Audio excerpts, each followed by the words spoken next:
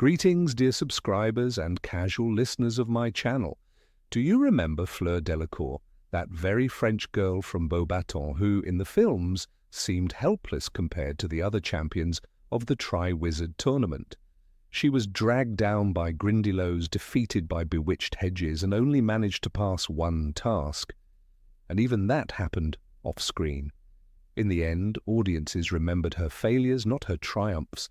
But if you turn to the books, an entirely different Fleur emerges, or not just a beautiful girl, but a strong, clever, and loyal person. That's exactly who I'll be talking about today. Enjoy the watch! Number 1. The untouchable beauty. From the outside, Fleur appears aloof, cold, even arrogant. She always seems to look down on others, never misses a chance to complain about British customs, and clearly stands out among those around her. Quote, in the corridors he sometimes saw Fleur Delacour, haughty and unruffled as ever. Everyone else seemed to be enjoying themselves, but Fleur Delacour was always complaining about something. Harry Potter and the Goblet of Fire. And yet, among those she trusts, she is revealed to be kind, sincere, honest, sometimes sharp-tongued, but always brave, especially when it comes to her loved ones. Quote, Fleur had scratches all over her face and arms. Look after Gabrielle, she called to Madame Pomfrey. Harry Potter and the Goblet of Fire. Number 2. Phlegm. When Fleur moved into the Burrow, her relationship with Mrs. Weasley and Ginny was rocky. She even earned the mocking nickname Phlegm. Quote, everyone was wearing new sweaters at the Christmas dinner, everyone except Fleur. Harry Potter and the Half-Blood Prince. She never tried to win anyone over or pretend. She loved Bill, respected Harry and Ron, got along with Fred and George, but refused to put on a facade. That honesty was precisely what irritated the family at first. Number 3. True love. Mrs. Weasley thought that a glamorous French beauty wasn't made for her son. But everything changed after Fenrir Greyback's attack, when Bill was left scarred. Fleur then proved that her love was real. Quote, it would take more than a werewolf to stop Bill loving me, and these scars show only how brave my husband is. Harry Potter and the Half-Blood Prince. From that moment, no one doubted her sincerity. Number 4. Caring wife. Fleur proved herself not only as a faithful fiancée, but also as a caring wife. She tended the wounded, helped Hermione, Ollivander, and the Goblin Griphook, supported her husband, and offered Harry shelter. Yes, she could be sharp, but that sharpness was paired with kindness and care, making her a true guardian of the family. Number 5. Smarter than she seems. The films portrayed Fleur more as a pretty but helpless girl. The books, however, make it clear that she was intelligent and perceptive. Quote, Fleur is not stupid. It was a very great honor to be chosen as champion. Harry Potter and the Half-Blood Prince. She was the first to suspect a traitor during the Seven Potters operation, and insisted that Harry disguise himself at the wedding. These weren't romantic gestures, but calculated, logical, mature decisions. Number 6. More than human. Few people know that Fleur's grandmother was a Veela, a magical being capable of enchanting men and transforming into a creature of fury. Fleur inherited her extraordinary beauty and allure from her. Quote, she's part Veela. Her grandmother was one. Harry Potter and the Goblet of Fire. This detail explains Ron's behavior, as well as that of many others around her. Number 7. A special wand. Even Fleur's wand is unique. Its core is of Veela hair, not just any, but one from her grandmother.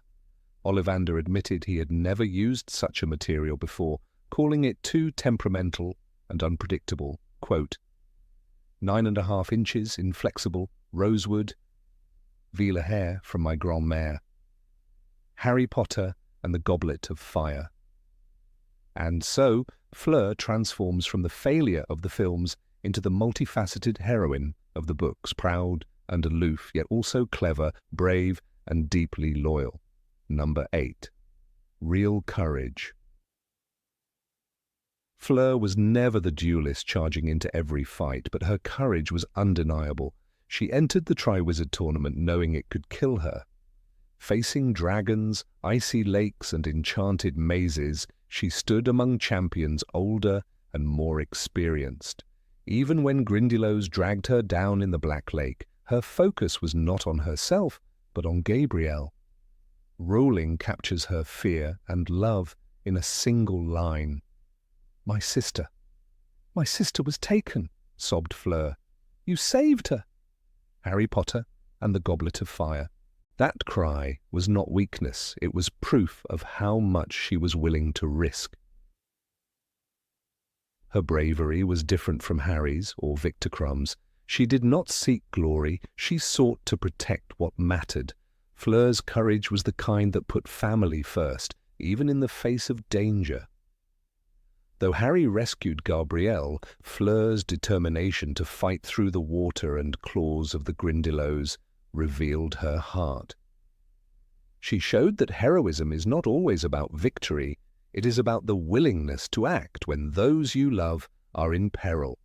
Number 9. A pillar in hard times. At Shell Cottage, Fleur became the quiet strength others leaned on. After Harry, Ron, and Hermione escaped from Malfoy Manor, it was her hands that treated their wounds. She tended to Hermione's cuts, offered soup to Ollivander, and even tolerated the bitter words of Griphook. Rowling writes, Fleur bent over Hermione, dabbing at her wounds with a potion that smelled strongly of flowers, Harry Potter, and the Deathly Hallows. She did not ask for recognition, she simply acted, giving the exhausted fugitives a moment of safety in a world that had none. Her care turned a house by the sea into more than shelter. It became a sanctuary. Harry himself felt the weight of the war pressing down, yet under Fleur's watch he saw kindness survive. It was not spellwork that made Shell Cottage a refuge, but the atmosphere Fleur created. In those dark days, she proved that heroism is not always about fighting on the front lines. Sometimes it is about offering bread, warmth, and healing to those who still have battles to fight. Number 10. Tested by war. Fleur Delacour entered the Battle of Hogwarts not as a champion seeking glory, but as a wife and an expectant mother. She could have stayed away, hidden in Shell Cottage, safe from curses and fire. Yet she chose to stand by Bill and remain in the castle when the fighting began. Rowling notes simply, Bill and Fleur were both there, wand in hand, Harry Potter and the Deathly Hallows. The words are brief, but the meaning is powerful. Fleur was not forced into battle. She stayed because her loyalty was greater than her fear. Her courage becomes even clearer when we remember her situation. Fleur was pregnant at the time, carrying the future of her family inside her. Few would have blamed her for stepping aside, but her choice reflected who she truly was. Like Molly Weasley before her, Fleur showed that love can become its own kind of armor. By fighting, she proved she was more than the elegant beauty from Beauxbaton. She was a woman who would risk everything rather than abandon those she loved. The books do not spotlight her duels or describe her spells in detail. Fleur is not shown like Hermione, darting through corridors, or like McGonagall commanding the statues of Hogwarts. Yet her quiet presence in the final stand carries weight. She reminds us that heroism is not always about headlines. Sometimes it is about staying when you could leave. Sometimes it is about lifting your wand in the darkest night and refusing to let those you love fight alone. Number 11. A different side of the Weasley family. The Weasleys were known for their warmth and unity. They opened their doors to Harry, to Hermione, to anyone who needed a home. Yet when Fleur entered their world, things changed. Molly Weasley and Ginny found her pride unbearable. They called her phlegm, rolled their eyes at her complaints, and doubted her love for Bill. Fleur stood apart, a foreigner who seemed too polished for their simple household. But families are not only about blood, they are about choice. Fleur had to prove she belonged, not by changing who she was, but by showing the strength of her devotion. The turning point came after Bill's attack. Fenrir Greyback had left him scarred, and Molly feared her son's fiancé would turn away. Instead, Fleur confronted her directly. Rowling writes, "You thought I would not wish to marry him, or that because he has been attacked, he will not be handsome enough for me. You thought that, Harry Potter and the Half-Blood Prince." In that fiery moment, Fleur defended Bill with every ounce of her love. She silenced every whisper, every doubt. The woman once dismissed as vain revealed herself as fierce and unshakable. From that day, the Weasleys saw her differently. Molly's mistrust melted into respect, Ginny's sharp tongue softened, and even the twins treated her as one of their own. Fleur did not win them over with flattery or by bending her spirit. She did it by staying true to herself and standing beside Bill when it mattered most. What had begun as friction turned into acceptance. The outsider had become family. Fleur's place among the Weasleys shows a truth deeper than any spell. Families are built not only on blood, but on loyalty and love. She entered as a stranger, endured suspicion, and emerged as a sister and daughter in her own right. Her story is proof that unity does not mean sameness. It means standing together despite differences, and Fleur, with all her pride and passion, gave the Weasleys a new kind of strength. Number 12, an underestimated legacy. Fleur Delacour's legacy has often been lost in the shadows. The films showed her as a background figure, a pretty face who stumbled in the Triwizard Tournament. But in the books, her story carried far more weight. She was not simply a half-Veela beauty, she was a woman of courage, loyalty, and strength. Readers who looked past the surface discovered a character who grew with every challenge, proving again and again that she was much more than others assumed. Her marriage to Bill Weasley marked the turning point. At first, Molly and Ginny mocked her as shallow, calling her phlegm. But Fleur shattered that illusion when Fenrir Greyback mauled Bill. She stood tall, furious at the idea that she might leave him. Rowling writes, "You thought I would not wish to marry him. You thought that because he has been attacked, he will not be handsome enough for me." Harry Potter and the Half-Blood Prince. It was one of the most powerful declarations of love in the series, and it silenced every doubt about her loyalty. Later, Fleur became a quiet backbone of resistance. At Shell Cottage, she tended to the wounded, cared for Ollivander, and gave sanctuary to Harry, Ron, and Hermione. She was no longer the aloof champion, but the protector of those who had nowhere else to go. Her house became a refuge, and she became its heart. It was not flashy heroism, but it mattered deeply. Without her steady presence, many would have had no safe place to recover or to plan their next steps. This is why Fleur's legacy feels underestimated. She is proof that true strength does not always shine in grand duels or famous victories. Sometimes it lies in devotion, in honesty, in refusing to abandon those you love. Fleur was mocked, doubted, and overlooked, yet, by the end, she had earned respect that could not be taken away. She reminds us that appearances deceive, but actions reveal everything, and in her actions Fleur Delacour carved a legacy of her own. Number 13, the elder sister. For Gabrielle, Fleur was not just an older sister. She was a guardian, a shield, and the person she admired most. That bond became painfully clear during the second task of the Tri-Wizard tournament. The champions had to rescue someone precious, someone taken from their lives and placed deep under the Black Lake. For Harry, it was Ron. For Cedric, it was Cho. For Fleur, it was Gabrielle. The choice revealed everything. Fleur's greatest treasure was not a friend or a lover, but her little sister. The task went wrong for Fleur. Attacked by Grindylows, she failed to reach Gabrielle in time. It was Harry who pulled the young girl to safety. When Fleur reached the surface and saw her sister alive, her emotions spilled out without restraint. Rowling writes, "You saved her," said Fleur breathlessly, "even though she was not your hostage." Harry Potter and the Goblet of Fire. It was not pride or rivalry that filled her voice, but gratitude. In that moment, her polished image as the elegant Beau-Baton champion fell away, leaving only a desperate sister.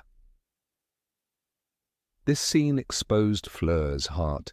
Beneath the aloof exterior and the beauty that bewitched others, she was a woman defined by love for her family. She cared less about the tournament's glory and more about Gabrielle's life.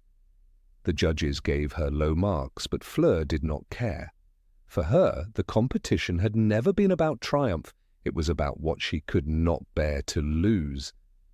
That honesty of feeling showed her true strength far more than any spell she could have cast underwater.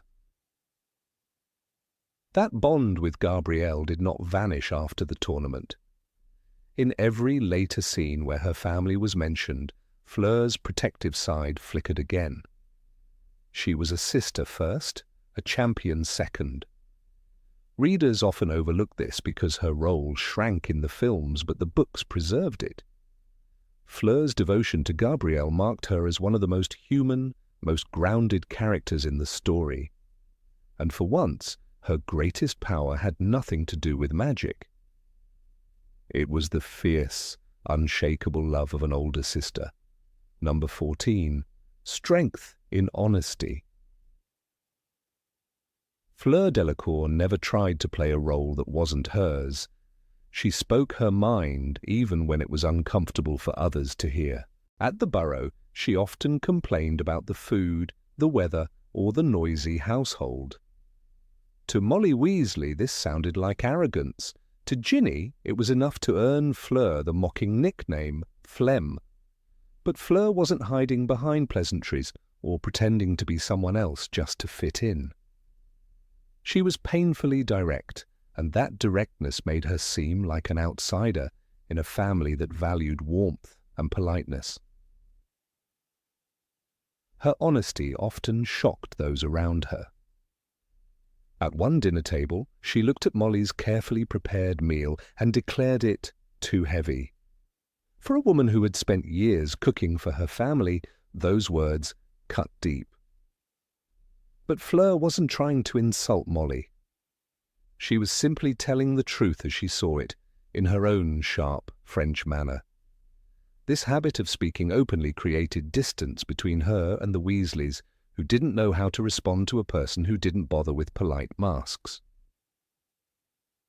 It was only after Bill was mauled by Fenrir Greyback that Fleur's honesty revealed its true strength. When Molly, in tears, wondered aloud whether Fleur would still want to marry her son after his disfigurement, Fleur flared up with righteous anger. "You thought I would not wish to marry him, or perhaps you hoped. What do I care how he looks? I am beautiful enough for both of us," she shouted, tossing back her long hair. That moment shattered the family's doubts. For the first time they saw that Fleur's bluntness was not vanity but loyalty, not arrogance but love. What had once sounded like arrogance became proof of courage. Fleur was not afraid to speak the truth when everyone else was silent. She did not hide her pride, and she did not bow her head to win approval. In a world where many wore masks, Fleur chose to be real. Her honesty, sharp and sometimes uncomfortable, became the very thing that won her a place in the Weasley family's heart. It was not charm or compromise that earned her respect, but the strength of being herself. Number 15. A hostess, not a princess. Of all the characters in the Harry Potter universe, Fleur Delacour often stands as a misunderstood figure. When she first walked into the Great Hall as a champion of Beauxbaton, her beauty was exaggerated to the point of parody. J.K. Rowling herself described her as a very pretty girl with long silvery blonde hair that seemed to float behind her as she walked. Students like Ron Weasley were captivated, while Hermione Granger rolled her eyes in irritation. From this moment onward, Fleur was branded in the eyes of many as a shallow beauty, a glittering princess who could only dazzle rather than contribute. Yet that image proved false when war truly came, and Fleur showed herself not only as a capable witch, but also as the quiet backbone of survival in the darkest of times. The real test of Fleur's character did not come during the Triwizard Tournament, although she displayed courage in facing the dragon, the Grindylows, and the enchanted maze.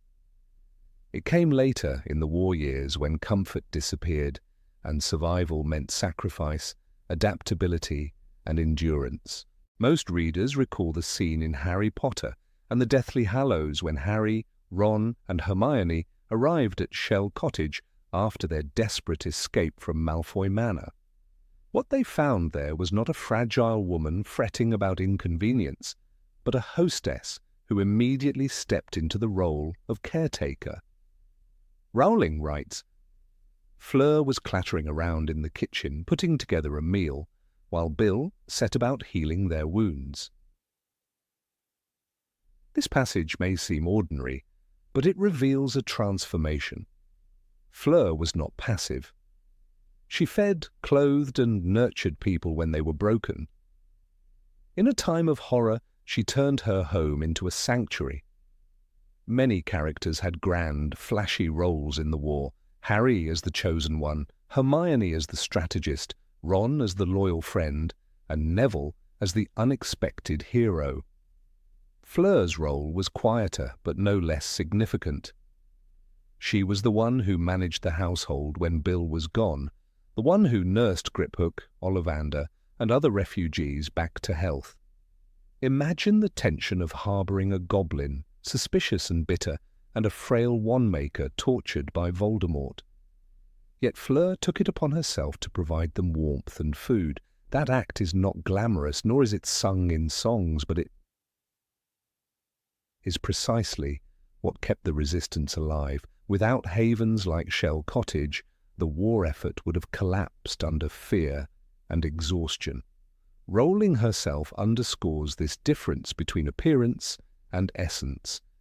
In The Half-Blood Prince, Molly Weasley famously criticizes Fleur, saying she is a bit of a mistake for our Bill.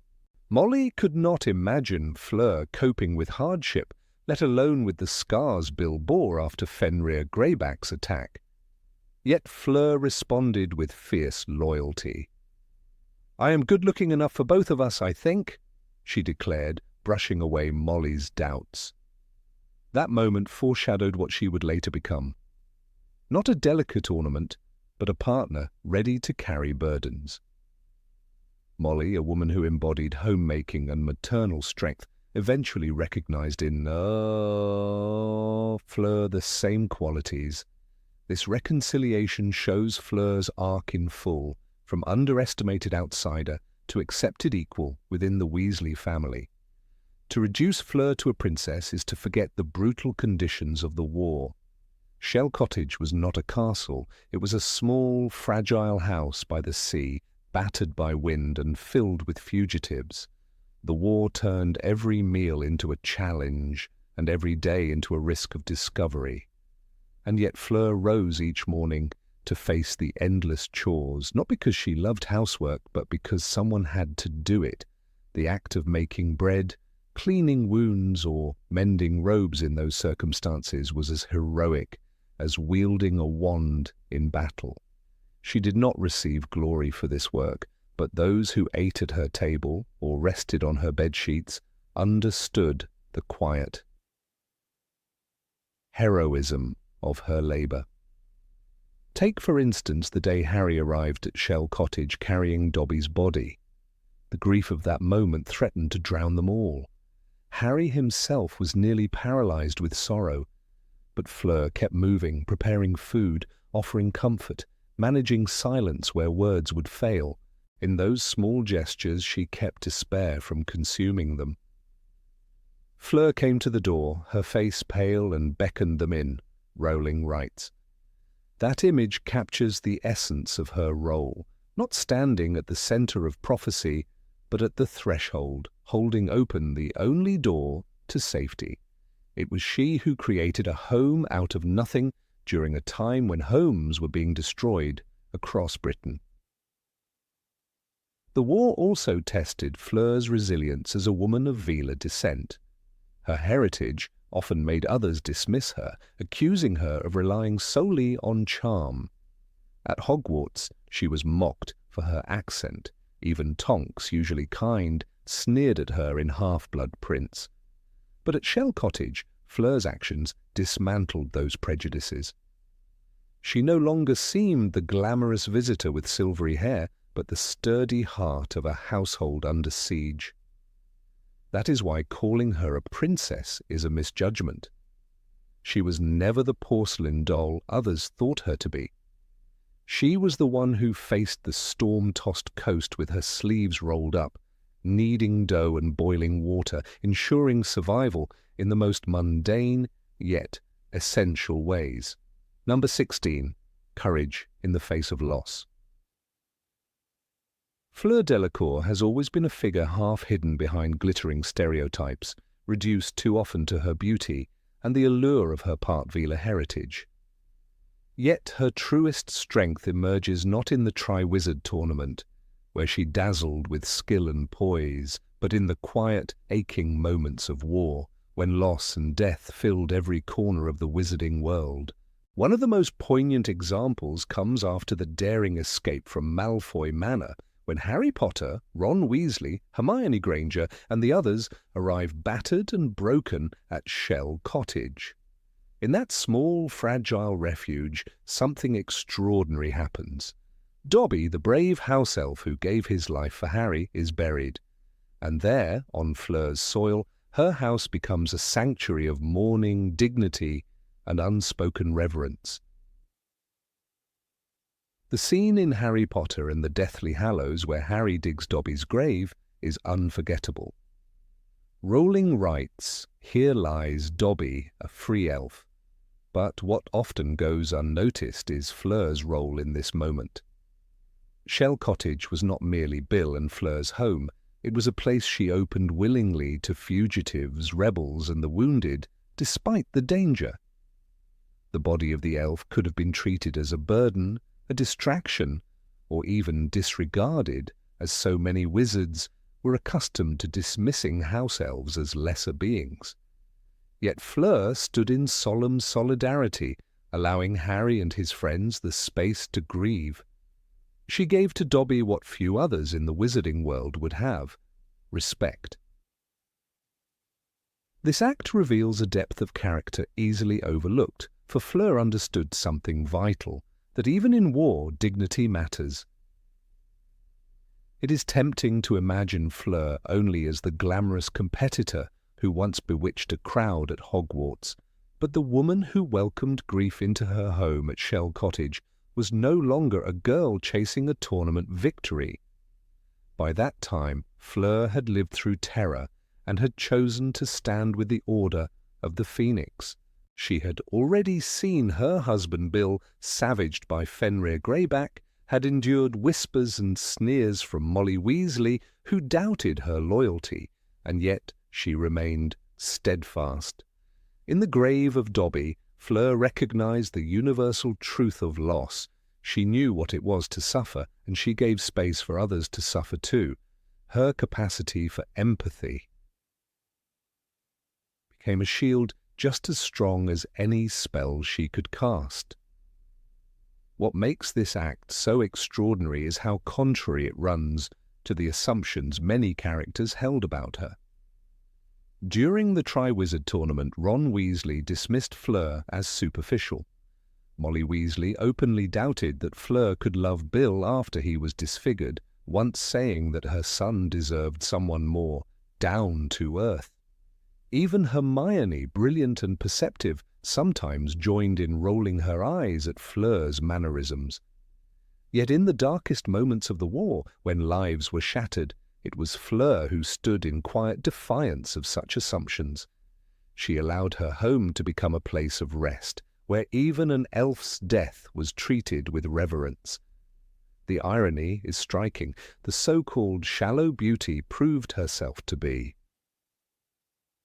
one of the most profound souls of the series.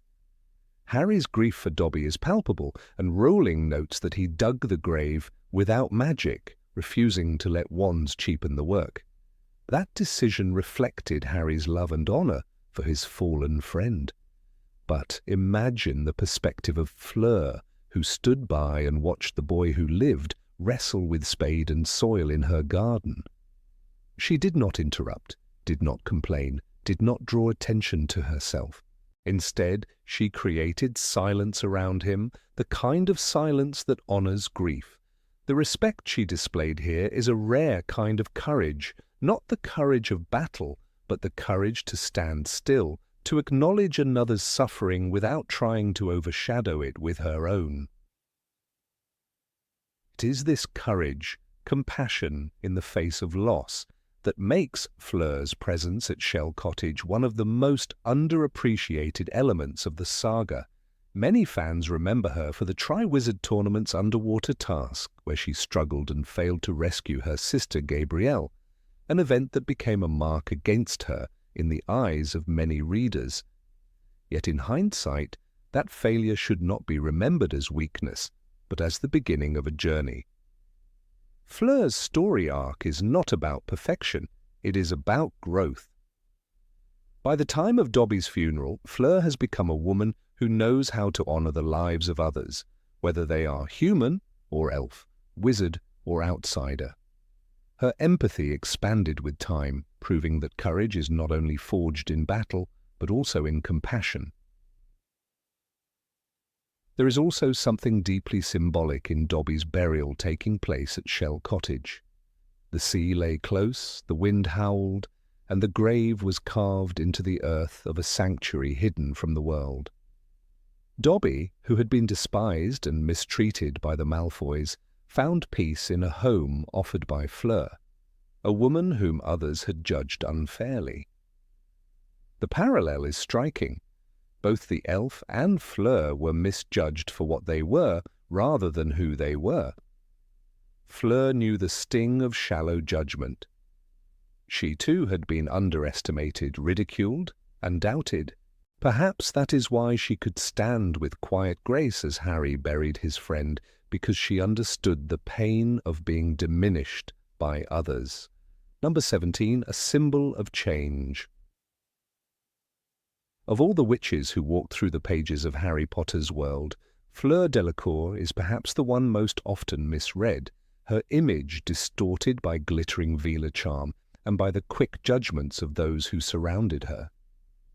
She first appeared not as a friend, but as a competitor, dazzling, aloof, and almost too perfect in the eyes of the Hogwarts students. When she stepped into the Great Hall as the champion of Beauxbatons, many whispered about her beauty more than her skills, and even Harry found himself momentarily spellbound. But beneath the veil of allure, J.K. Rowling carefully planted the seeds of a character who would become something far deeper than the shallow figure her peers assumed her to be. Fleur's journey is one of the most subtle, yet powerful transformations in the saga, a movement from skepticism and misunderstanding to respect and acceptance. Her story begins during the Triwizard Tournament, where Fleur was not only tested by magical challenges, but also by the cruel judgment of those around her. In the second task, where champions had to retrieve something precious from the depths of the Black Lake, Fleur failed to finish, retreating after her struggle with the Grindylows. This moment was seen by many as proof that she was weaker than the others, a figure of style rather than substance. Yet even in her failure, her heart was revealed. She was most concerned about her little sister Gabrielle, who had been placed as her hostage in the lake. After Harry rescued both Ron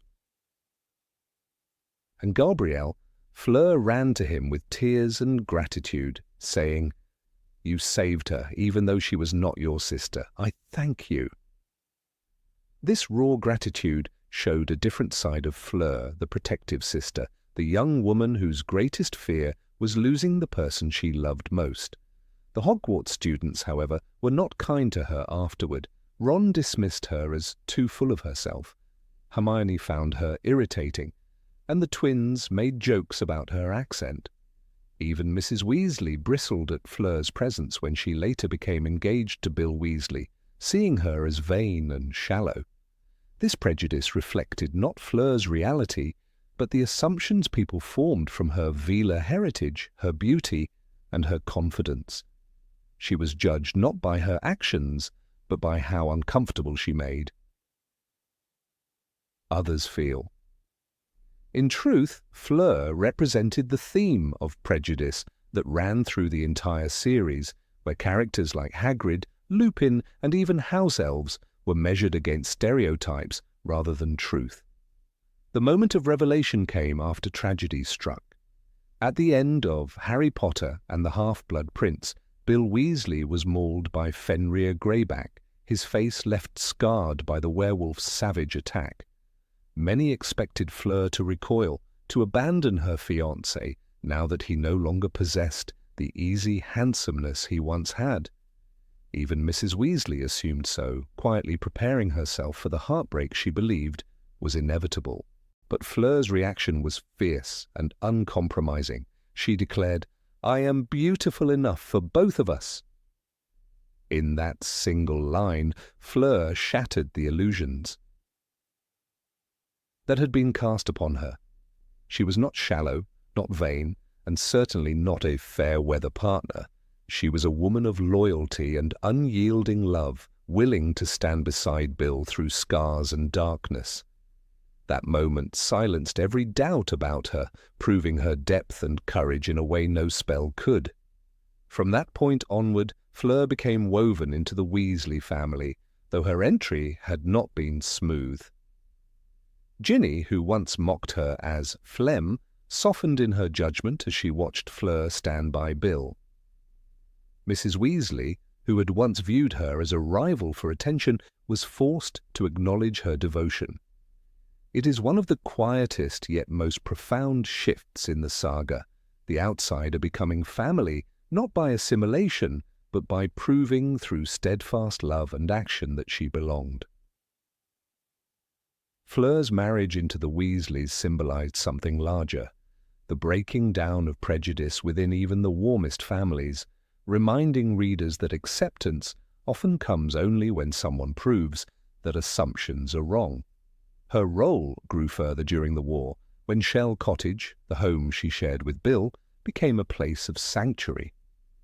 After the catastrophic escape from Malfoy Manor, Harry, Ron, Hermione, Luna, Dean, and the wounded goblin Griphook found shelter under Fleur's roof.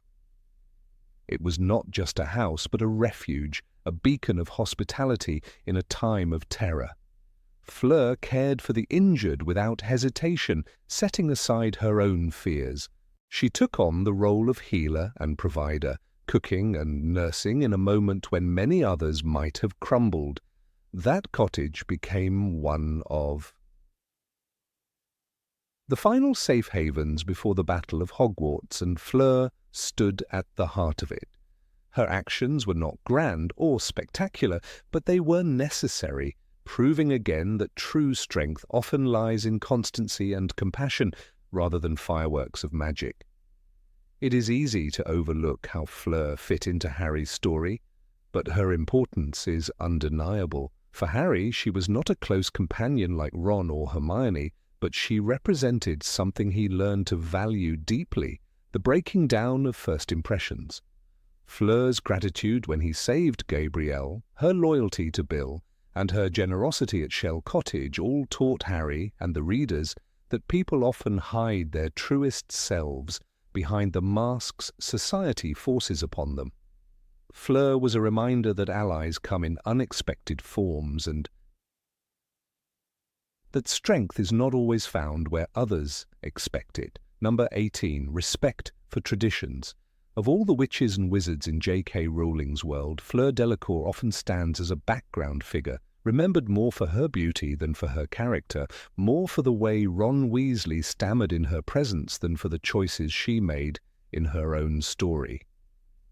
Yet when her life is examined carefully, especially in the way she handled tradition and culture, Fleur emerges as one of the most underestimated characters of the entire saga. She was a foreigner, a guest who arrived at Hogwarts representing Beauxbatons Academy of Magic. In her arrival there was an air of pride and elegance, but also a vulnerability in stepping into another magical society. Many students and readers saw her. Critical remarks about British food or climate as arrogance, yet beneath those comments was a girl caught between her identity and a world that eyed her with suspicion. When she criticised Hogwarts food or the chill of the Scottish grounds, she was not scorning the hosts, but expressing the shock of cultural difference, something anyone who has lived abroad understands. What makes Fleur remarkable is that despite this cultural gap, she never dismissed the traditions she encountered.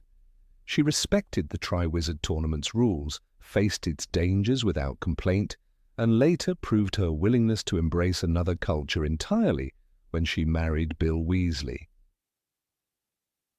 The wedding of Fleur and Bill, held at the Burrow in Harry Potter, and the Deathly Hallows is the clearest proof of her balancing act between two worlds. The event could have been an extravagant French display filled with the silver-blue elegance Beauxbatons was known for, yet Fleur chose something different. She blended the softness of French style with the warmth of English tradition. Even Rowling describes how the tent was decorated with an elegant marquee full of golden chairs and enchanted floating lights, while still maintaining the humble, homely spirit of the Weasley family. Fleur's decisions in this wedding were not accidental. They reflected her deep understanding that joining a new family meant more than personal comfort. It meant weaving together the threads of her heritage and that of her husband's family. She understood that to live in Britain and to be part of the Weasleys, she had to embrace their way of life without erasing her own. This respect for tradition was not weakness, but strength, the strength of compromise that many overlook. Critics of Fleur often return to her supposed vanity, pointing to her Vila heritage and the way she seemed to enchant those around her. However, it is telling that Fleur herself never weaponized this part of her identity for manipulation. Instead, she endured the judgment and suspicion it provoked. Molly Weasley, for example, was openly critical of Fleur, doubting her capacity to love Bill for more than his appearance and family name. After Bill was mauled by Fenrir Greyback, Molly whispered, "You'll no longer want to marry him, will you?" Fleur's reply was sharp and deeply revealing. "What do I care how he looks? I am beautiful enough for both of us." This was not vanity.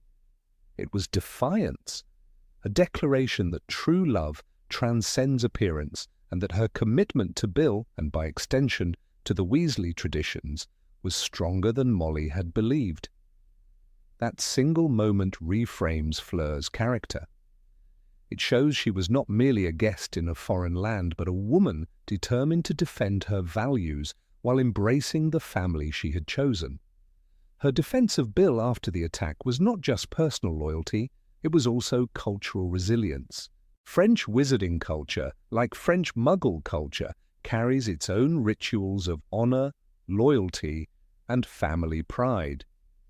Fleur's willingness to stand against Molly, a matriarch deeply rooted in British tradition, showed that she would not surrender her own values entirely.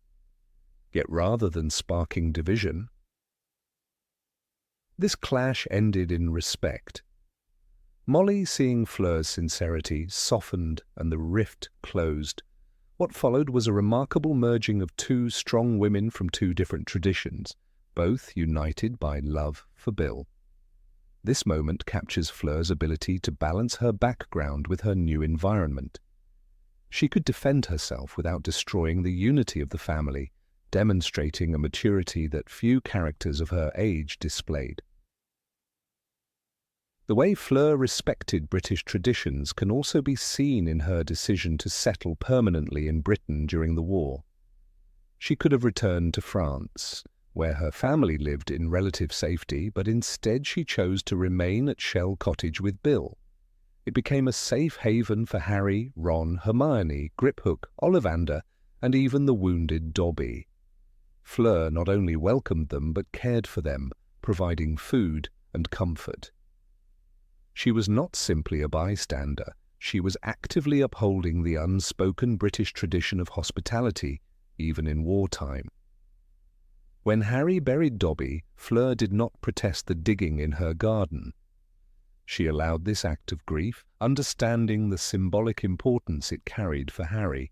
That willingness to open her home and respect the customs of mourning in another culture underscores her ability to honor traditions not originally her own.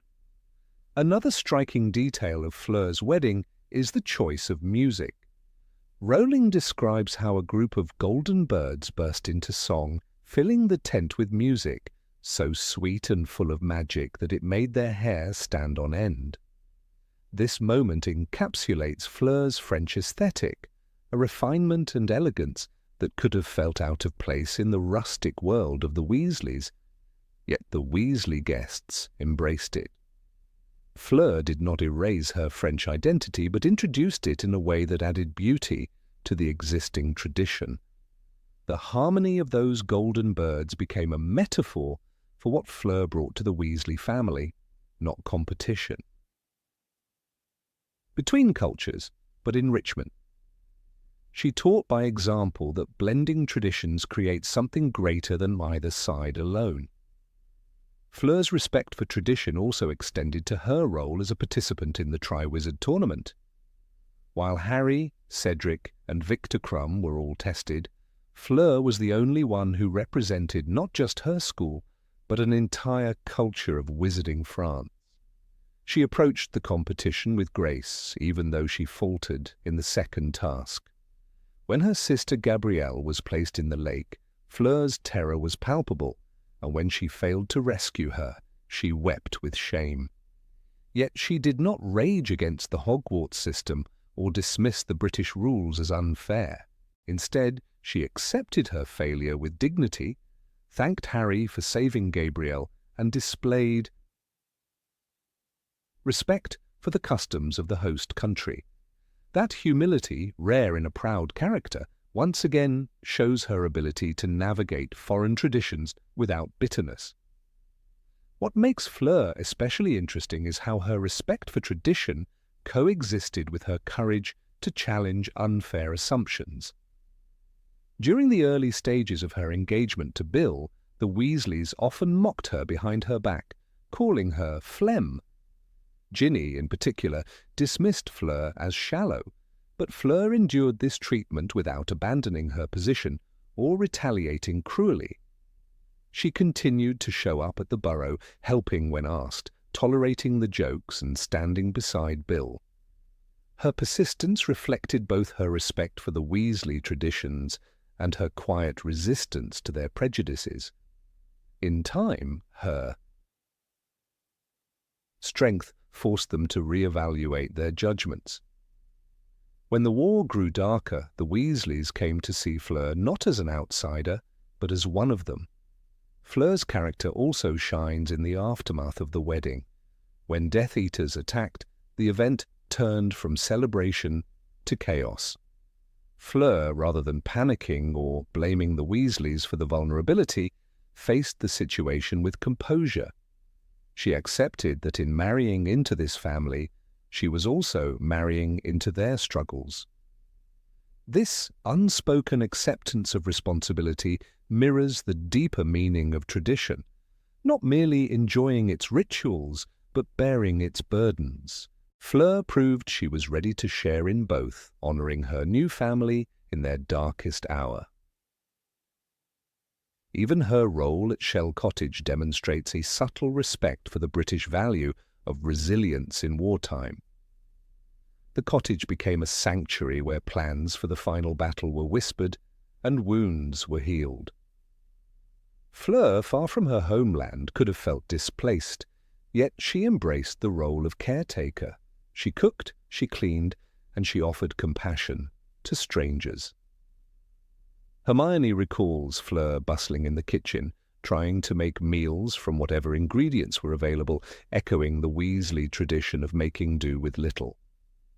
For someone who once mocked English cooking, Fleur's willingness to prepare meals during war reveals her transformation, not a rejection of her French heritage, but a respect for her adopted traditions.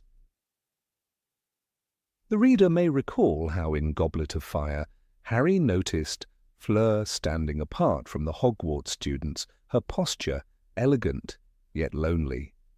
That image of isolation contrasts with the Fleur of Deathly Hallows, who became central in one of the most important households of the Resistance.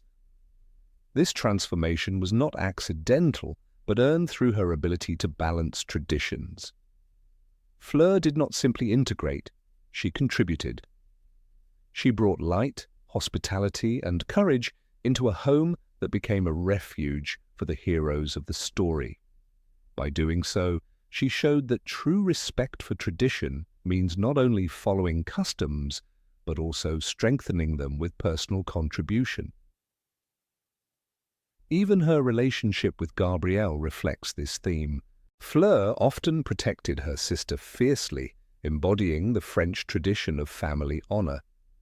Yet she allowed Gabrielle to experience the British wizarding world, to attend the wedding and mingle with the Weasleys. Fleur understood that her sister, too, had to learn respect for other traditions. She modelled this lesson by example, showing Gabrielle that cultural pride does not mean isolation, but coexistence. If Fleur had been written as a simple caricature, her story would have ended at the Triwizard Tournament. Instead, Rowling allowed her to remain, to marry into the Weasleys, to shelter the Resistance, and to show that cross-cultural respect is a form of bravery equal to any duel. Fleur's balance of French charm and English loyalty is one of the quiet triumphs of the series. Readers often overlook her because she was not in the spotlight, but her actions prove she was among the most mature characters of her generation. Respecting tradition, she taught others how to live with difference, how to find harmony where suspicion once stood, and how to honor the past while building a shared future. Number 19, A Diplomat at Heart. Fleur Delacour entered the story of Harry Potter under a cloud of glamour and expectation. Introduced first in Goblet of Fire, she carried with her the aura of the Beauxbatons Academy, the grace of Part Vila heritage, and the confidence of someone used to admiration. Readers often dismissed her as shallow, vain, or aloof, echoing the way many characters perceived her.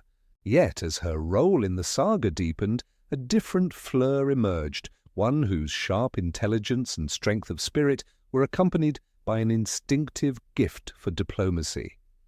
While her bluntness and fiery temper were unmistakable, they existed alongside a remarkable ability to calm conflict, redirect attention, and keep together people who might otherwise splinter apart.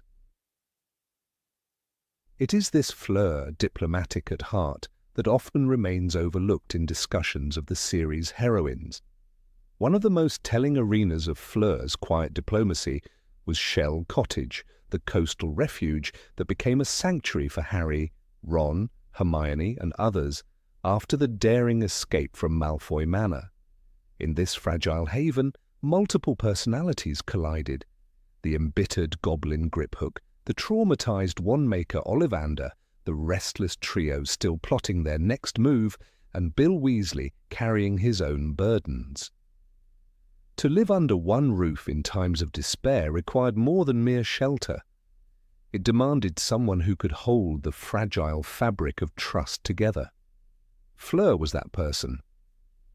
Though the books do not linger on long descriptions of her household management, rolling drops. Subtle but clear indications that Fleur's presence was steadying. When Harry first arrived, Fleur was fussing over the injured, moving with efficient grace, her tone brisk but calm. In a moment when panic might have overtaken the group, she instinctively shifted the mood toward control and reassurance. The presence of Griphook in particular was volatile. Goblins in the series carried centuries of resentment toward wizards, steeped in mistrust and sharp grievances. Griphook was no exception, displaying bitterness and suspicion at every turn. He demanded to be treated with respect, and his temper could ignite without warning. Ollivander, on the other hand, was frail, broken from his imprisonment in Malfoy Manor, requiring gentleness and patience. Harry, Ron, and Hermione were burdened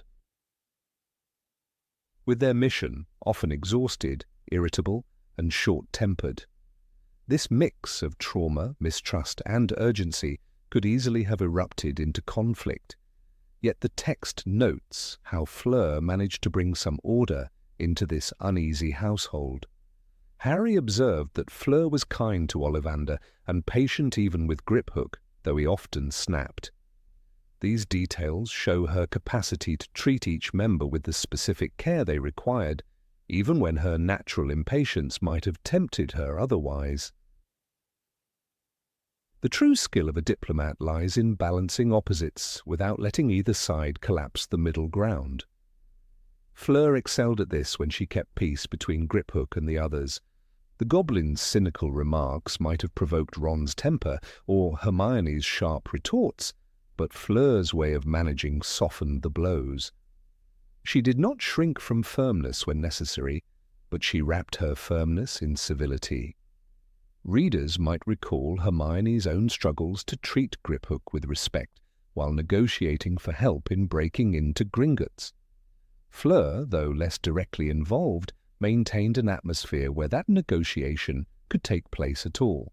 Without a household environment tempered by her watchful presence, the fragile cooperation might have disintegrated long before the mission to the Lestrange vault was possible. Rowling paints Fleur as someone who often speaks her mind in blunt, cutting phrases. Early portrayals highlight her sharp tongue, such as when she complained about Hogwarts food or grumbled about conditions during the Triwizard Tournament. Yet to stop at these moments is to miss the transformation Fleur undergoes. She did not lose her directness, but she learned to temper it when greater responsibilities demanded. At Shell Cottage, she was no longer merely the admired champion from Beauxbatons. She was a wife, protector, and the quiet anchor of a household on the brink. To display patience with Griphook, knowing Goblin's historic distrust required not only kindness, but strategy. To soothe Ollivander's broken spirit required not only gentleness, but persistence. These are not the flashy skills of battle, they are the subtle arts of diplomacy woven into everyday interactions. Consider how Fleur's Vila heritage once marked her as someone who inspired desire or jealousy, often leading to shallow judgments from those around her. Ron's infatuation with her in Goblet of Fire and Molly Weasley's initial distrust are examples of how others projected assumptions onto her. Yet her strength lay in subverting those expectations. When Molly once doubted her intentions toward Bill after his mauling by Fenrir Greyback, Fleur answered with raw honesty, "I am good-looking enough for both of us, I think. That moment, both proud and vulnerable, displayed her fierce loyalty and her refusal to be defined by vanity. This same clarity of spirit would serve her later in holding together the fragile alliances within her home. Her capacity to cut through pretense with truth became an asset, not a flaw. Shell Cottage was not simply a hiding place, it was a liminal space where plans for the final phase of the war were born. In that crucible, Harry wrestled with doubts about Dumbledore, about the Hallows, about the future. Fleur was not the strategist at the table, yet she shaped the conditions in which strategy could unfold. Imagine the alternative, a household filled with tension, mistrust, and unrelieved bitterness. Such an environment would have frayed even the determination of the trio. By creating calm, Fleur indirectly sustained the momentum of the resistance. This role, though less dramatic than wielding a wand in combat, was no less crucial. History often forgets the peacemakers, the ones who manage the hidden work of keeping people together, but their impact can be decisive. Another example of Fleur's diplomatic heart emerges when considering her interactions with Hermione. Early on, the two girls were distant, Hermione rolling her eyes at Fleur's apparent vanity. Yet by the time of Shell Cottage, there was no trace of that animosity. Fleur did not cling to pride or past slights. She treated Hermione with warmth and respect. This shift is not simply maturity, it reflects a deliberate choice to prioritize unity over ego. She understood that in wartime, personal rivalries could weaken collective strength. Thus, she acted as a unifier, quietly modeling what it means to move beyond petty conflict for the sake of something larger. Even her relationship with Bill underscores this quality. Bill, fiercely loyal to his family and to the Order, needed a partner who could stand beside him without faltering. Fleur not only matched his strength, but complemented it. Where Bill carried the scars of Greyback's attack and the weight of his duties, Fleur balanced him with a steadiness that went beyond passion. Their marriage itself symbolized an alliance between families, between backgrounds, even between cultural traditions. The wedding that opened Deathly Hallows was disrupted by Voldemort's forces, yet its very existence spoke to Fleur's willingness to weave lives together. Despite opposition or suspicion, the value of Fleur's diplomacy is most striking when contrasted with other figures who failed in similar circumstances. Think of Percy Weasley's rigidity, which led him to abandon his family during their darkest hour. Think of Ron's occasional volatility, which nearly fractured the trio during the Horcrux hunt. Fleur's bluntness could have pushed her into similar isolation, yet she resisted that path. She combined her fiery honesty with the capacity to step back, to shift tone, to soothe rather than inflame. In this sense, she was practicing a diplomacy rooted not in political maneuvering, but in the human art of managing hearts. When Ollivander, trembling from months of torture, found refuge at Shell Cottage, he needed more than food or rest. He needed to feel safe. Fleur's kindness gave him that. She was gentle with him, always patient. As the text notes, such moments show the everyday diplomacy of care, meeting another's brokenness with steadiness rather than impatience. It is easy to overlook such acts, but without them, survivors like Ollivander might have withered in despair. By tending to the emotional fabric of the household, Fleur strengthened the collective resolve. Diplomacy is also about perspective, about keeping focus on what matters most. Fleur demonstrated this when tempers flared or when fear threatened to take hold. Her brisk manner, often misread as harshness, functioned as a grounding force.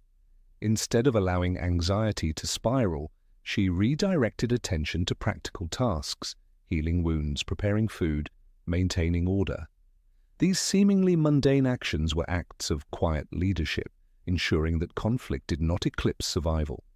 In a sense, Fleur acted as the conductor of an orchestra, where each musician carried their own dissonance. Her presence kept the music from collapsing into chaos. Her treatment of Griphook deserves particular emphasis. Goblins mistrusted wizards, and Griphook's bitterness was intense. Yet Fleur did not meet his hostility with scorn. She gave him space, acknowledged his dignity, and did not belittle him. This did not erase his cynicism, but it prevented open rupture. When Harry later entrusted Griphook with a central role in their plan, the groundwork for fragile cooperation had already been laid in a household where Fleur's steady hand kept hostility from becoming unbearable. Diplomacy, after all, is not about eliminating conflict, but about managing it so that forward movement remains possible. The irony is that Fleur's role is so often undervalued by readers who recall only her beauty or her sharp tongue. Yet in the crucible of Shell Cottage, she embodied the traits of a true diplomat, balancing firmness with empathy, honesty with tact, willpower with care. These traits did not announce themselves with fanfare. They worked quietly in the background. In moments when others might have broken under strain, Fleur sustained the fragile peace. To recognize her as one of the most underrated witches of the saga is not to exaggerate her importance, but to finally see the fullness of her contribution. She was more than the Veela beauty, more than the foreign champion. She was a diplomat in spirit, a steady presence in chaos, and a reminder that true power sometimes lies in the ability to keep others together when everything threatens to fall apart. Number 20. A woman fighter. Of all the witches who cross the pages of the Harry Potter saga, Fleur Delacour often stands in the background of greater storms. Readers remember her entrance at the Triwizard Tournament, Veela beauty glowing, her silvery hair like sunlight woven into strands. Yet she was never written into the story with the same consistent force as Hermione Granger or Nymphadora Tonks. This narrative shadowing led many to believe she was a shallow character, useful only for her dazzling looks. But Fleur's journey is one of quiet resilience, of choosing to stand where danger burned hottest, even when no one expected her to. That quality reveals a woman far braver than the world gave her credit for. Her role in the operation known as the Seven Potters serves as a testament to her courage. The mission was devised when Harry could no longer safely remain at Privet Drive. To confuse the Death Eaters, members of the Order of the Phoenix transformed into decoy versions of him, each flying out into the night, hoping the sheer chaos would protect the real boy who lived. Fleur volunteered without hesitation, even though she was a new bride, recently married into the Weasley family, and could have claimed the right to remain safe. She was one of the few who allowed her very body to be used as a lure for Voldemort's followers, risking capture, torture, and death.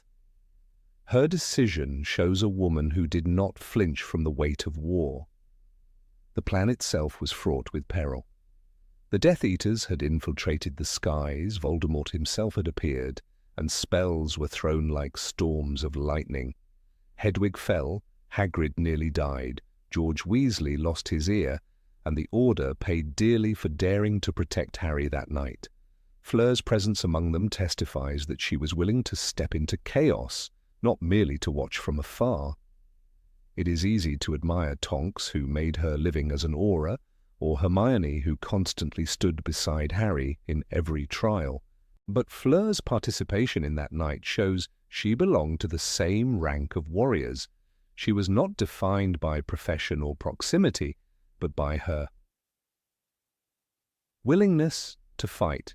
In the fourth book, she was introduced to us as a competitor in the Triwizard Tournament, representing Beauxbatons Academy. Her performance there already hinted at her bravery. She fought through the terror of the dragons, plunged into the icy depths of the lake to rescue what she most valued, and braved the twisted maze that turned friends into enemies. Though she did not claim the Triwizard Cup, her role in the tournament proved that she did not shrink from trials that demanded both physical and magical strength. Rowling describes her during the dragon task with her hair flying behind her. She was beautiful still, but there was a look of determination etched across her face. That detail matters. Beauty followed her everywhere, but beneath it burned the fire of persistence. Years later, when she stood among the fighters of the Order, Fleur carried those same qualities. She had everything to lose. Unlike many, she was not raised in England's war. She could have returned to France, hidden behind the safety of her family, avoided a battle not her own. Yet she chose to fight alongside her husband's people. She embraced a conflict that was foreign to her homeland, showing loyalty not only to Bill but to the wider cause. In that way, Fleur's bravery bore the mark of choice rather than obligation. She was not Harry's close friend, nor a long-time member of the Order. She stepped in because it was right. Critics often paint her as superficial, remembering her disdainful remarks when she stayed at the Burrow, or the way Molly Weasley doubted her depth of feeling for Bill after he was mauled by Fenrir Greyback. Yet Fleur answered those doubts with a declaration that remains one of the series' most powerful lines. "I am good-looking enough for both of us, I think. These scars show that my husband is brave." With these words, Fleur dismissed every shallow assumption. She showed that she valued courage, love, and character above appearances. Her loyalty to Bill in his disfigured state silenced Molly's fears. The scene revealed her true essence: unyielding love, fierce protection, and the refusal to be swayed by surface impressions. In the Seven Potters flight, Fleur was paired with her brother-in-law, Bill. Her decision to transform into Harry placed not only herself in mortal danger, but also her loved one. Imagine the weight of that moment, knowing that by becoming the world's most hunted boy, she was also painting a target on the back of her companion. Yet she pressed forward. She did not crumble under fear. That moment separates her from those who chose safety. It aligns her with Mad-Eye Moody, Kingsley Shacklebolt, and Remus Lupin, veterans of danger. Fleur, the bride, the sister, the supposed beauty queen, was counted among them as a soldier. The night ended in blood and loss, but Fleur's courage was unquestionable. Many died protecting Harry during those years, and every member of the Order risked the same fate. Yet Fleur's inclusion in that fellowship of sacrifice shows that she belonged to the front lines. It would be unjust to remember her only for her beauty, her accent, or her presence in the Weasley kitchen. She was a woman who turned her wand against Voldemort's army and stood with those who refused to surrender.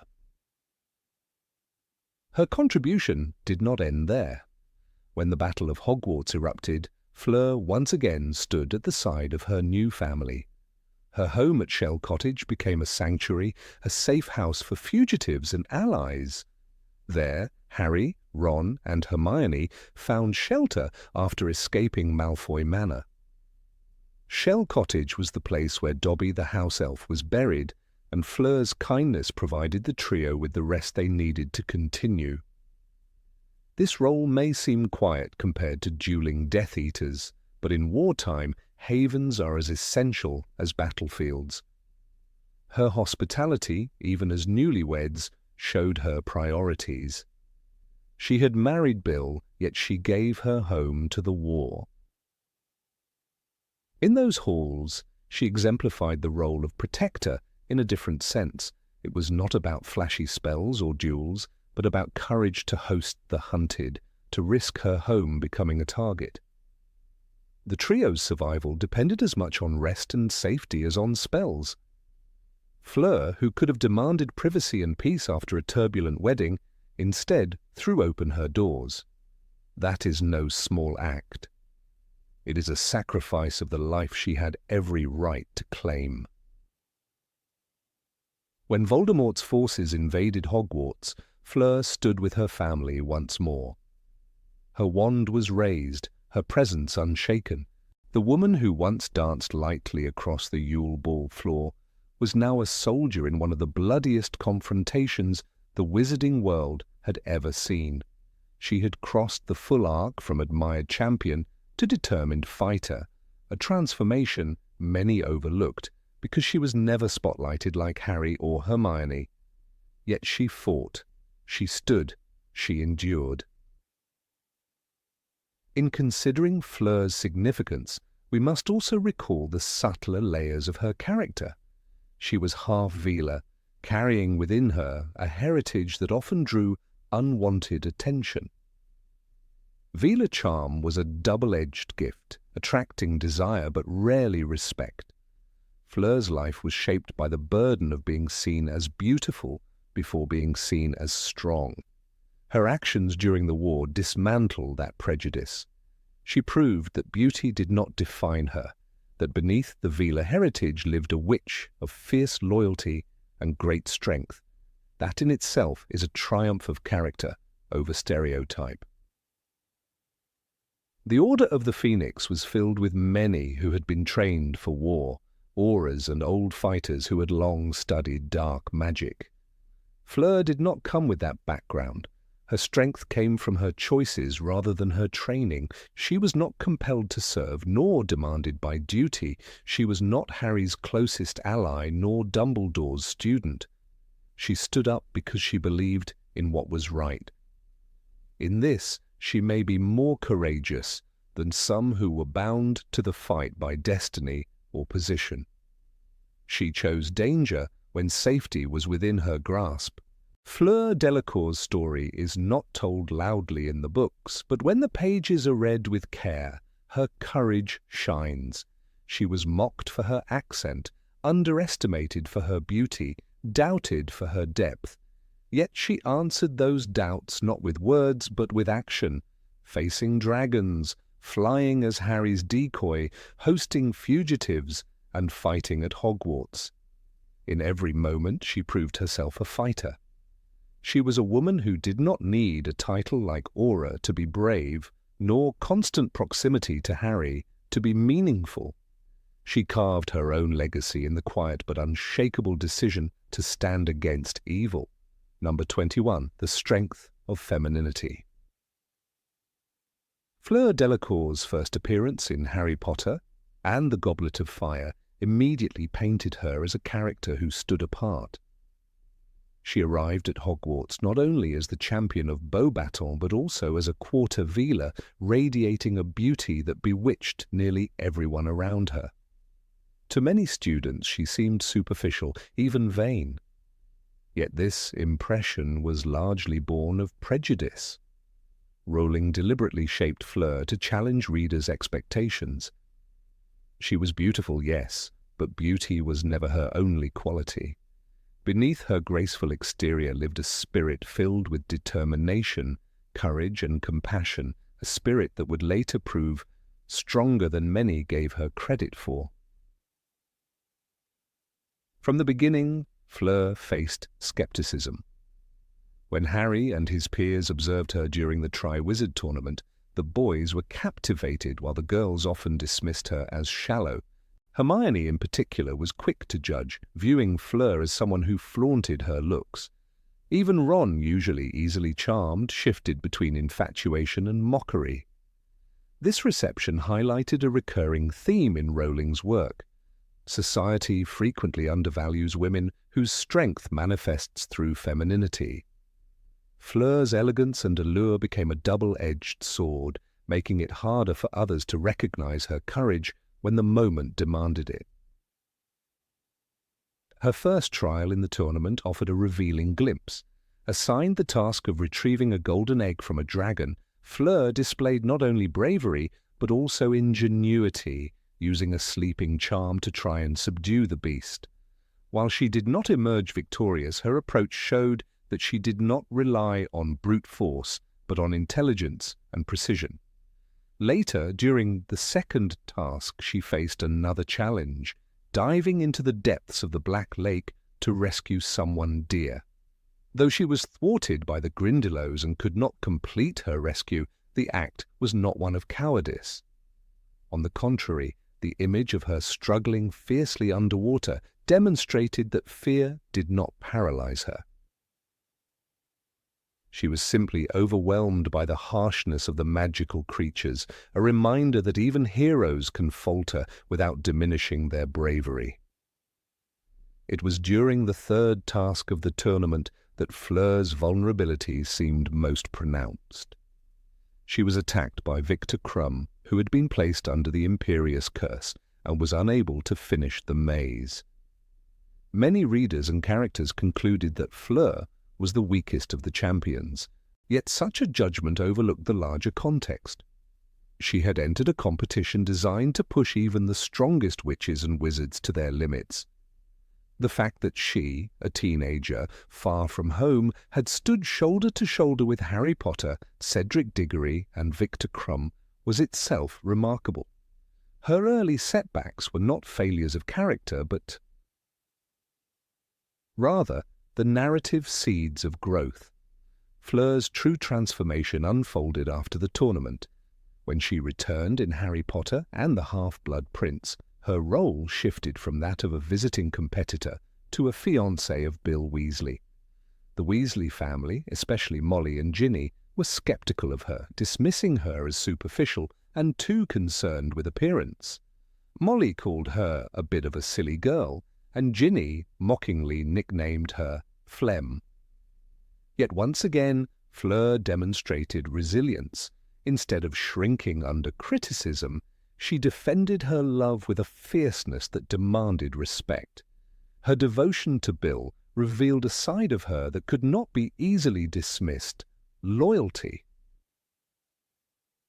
The defining moment came after Bill was mauled by Fenrir Greyback. Molly believed Fleur would end the engagement, assuming her attachment was shallow. Instead, Fleur's response was unforgettable. "You thought I would not wish to marry him? Or perhaps you thought I would not wish to marry him now he looks as he does? You thought because of these scars?" This quote shattered every misconception surrounding her. Fleur revealed that her love went far deeper than appearances, and her rejection of Molly's assumptions marked a turning point in how the Weasleys and readers perceived her. What was once thought to be vanity was instead unwavering devotion, an inner strength that many had overlooked. During the chaos of Harry Potter and the Deathly Hallows, Fleur's bravery became even clearer. She and Bill opened their home, Shell Cottage, to serve as a refuge for the hunted. Housing fugitives like Harry, Ron, Hermione, and the wounded Ollivander, Fleur embraced danger rather than flee from it. She took responsibility in a time of peril, demonstrating the quiet resilience of someone who acts not for glory, but because it is right. The grace that once seemed ornamental revealed itself as dignity under pressure. It was here that her femininity and strength fully merged, forming an image distinct from the harsher archetypes of Minerva McGonagall's strict authority or Bellatrix Lestrange's violent madness. Fleur's position within the story becomes more poignant when contrasted with other women in the series. McGonagall embodied stern discipline and formidable skill, while Bellatrix thrived on cruelty and chaos. Nymphadora Tonks expressed strength through humor and adaptability. Fleur, however, represented a different archetype, the strength of femininity itself.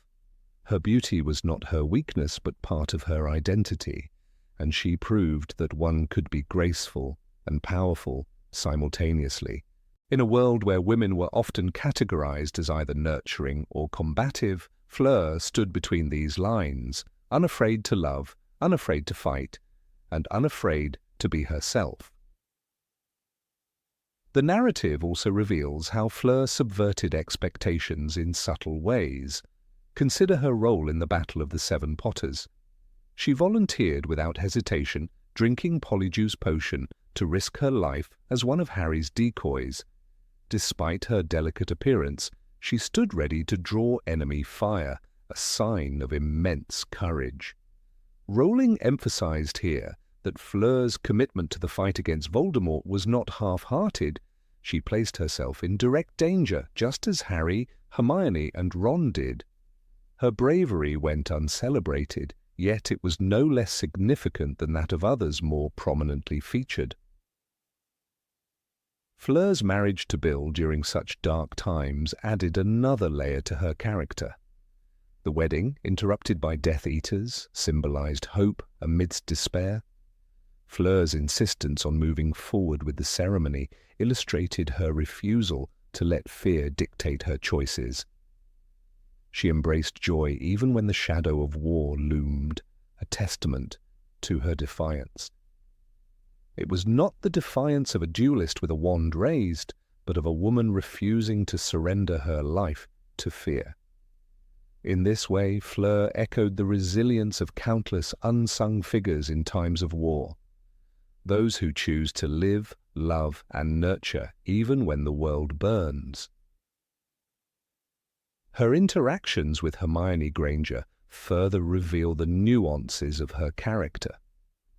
At first, Hermione distrusted Fleur, suspecting her of vanity and triviality, but over time, Fleur proved herself a valuable ally. By the time of Shell Cottage, their dynamic had shifted. Hermione witnessed Fleur caring for the wounded and supporting the resistance. The earlier jealousy and misjudgment gave way to respect, a subtle acknowledgement that Fleur's value could not be measured by surface impressions. Fleur's development became a quiet reminder that women in the wizarding world need not fit one mold to be strong.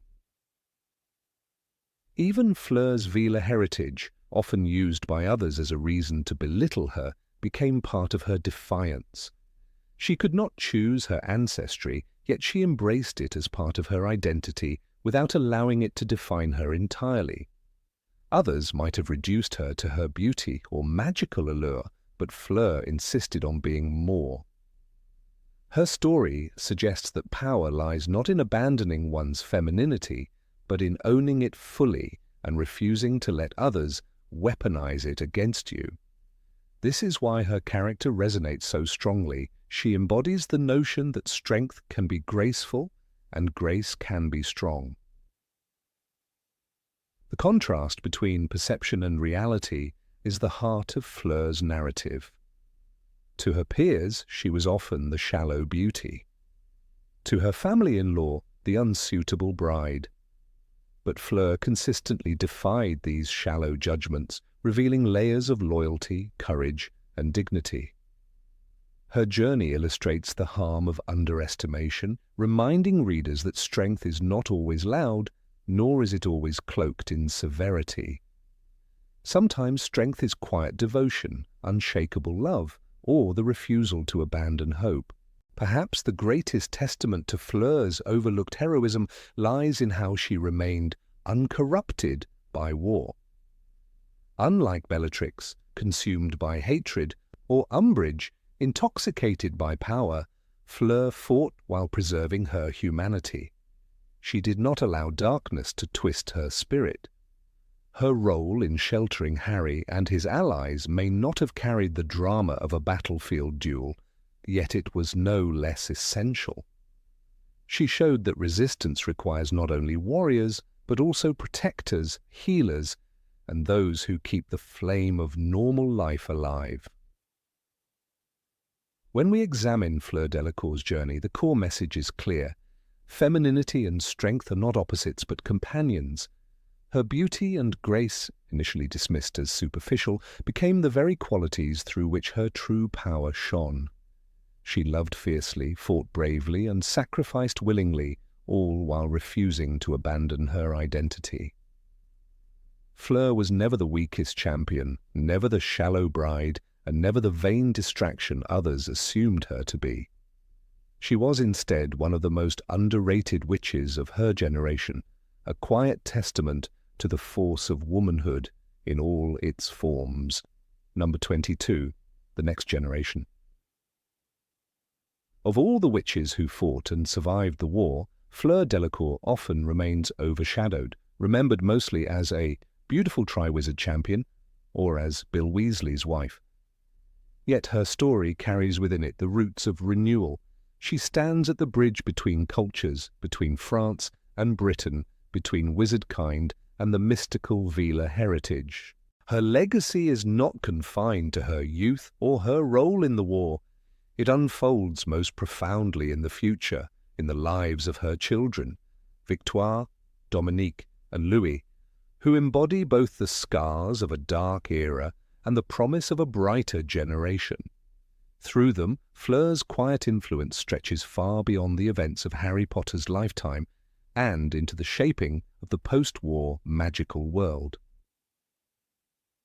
The significance of Victoire's birth on the anniversary of the Battle of Hogwarts cannot be overstated. May 2nd was a date carved into the memories of every witch and wizard, a reminder of the loss, the struggle, and the eventual triumph over Voldemort's tyranny. That Fleur's eldest daughter should arrive precisely on that day made her a living symbol of victory. Victoire's name itself means victory in French, and with it, Fleur preserved the memory of sacrifice while offering the magical world a reminder that life continued.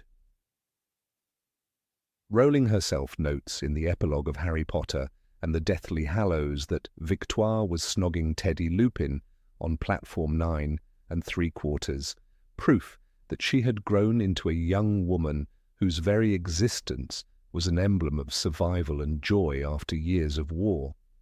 The union of Fleur and Bill was far from simple.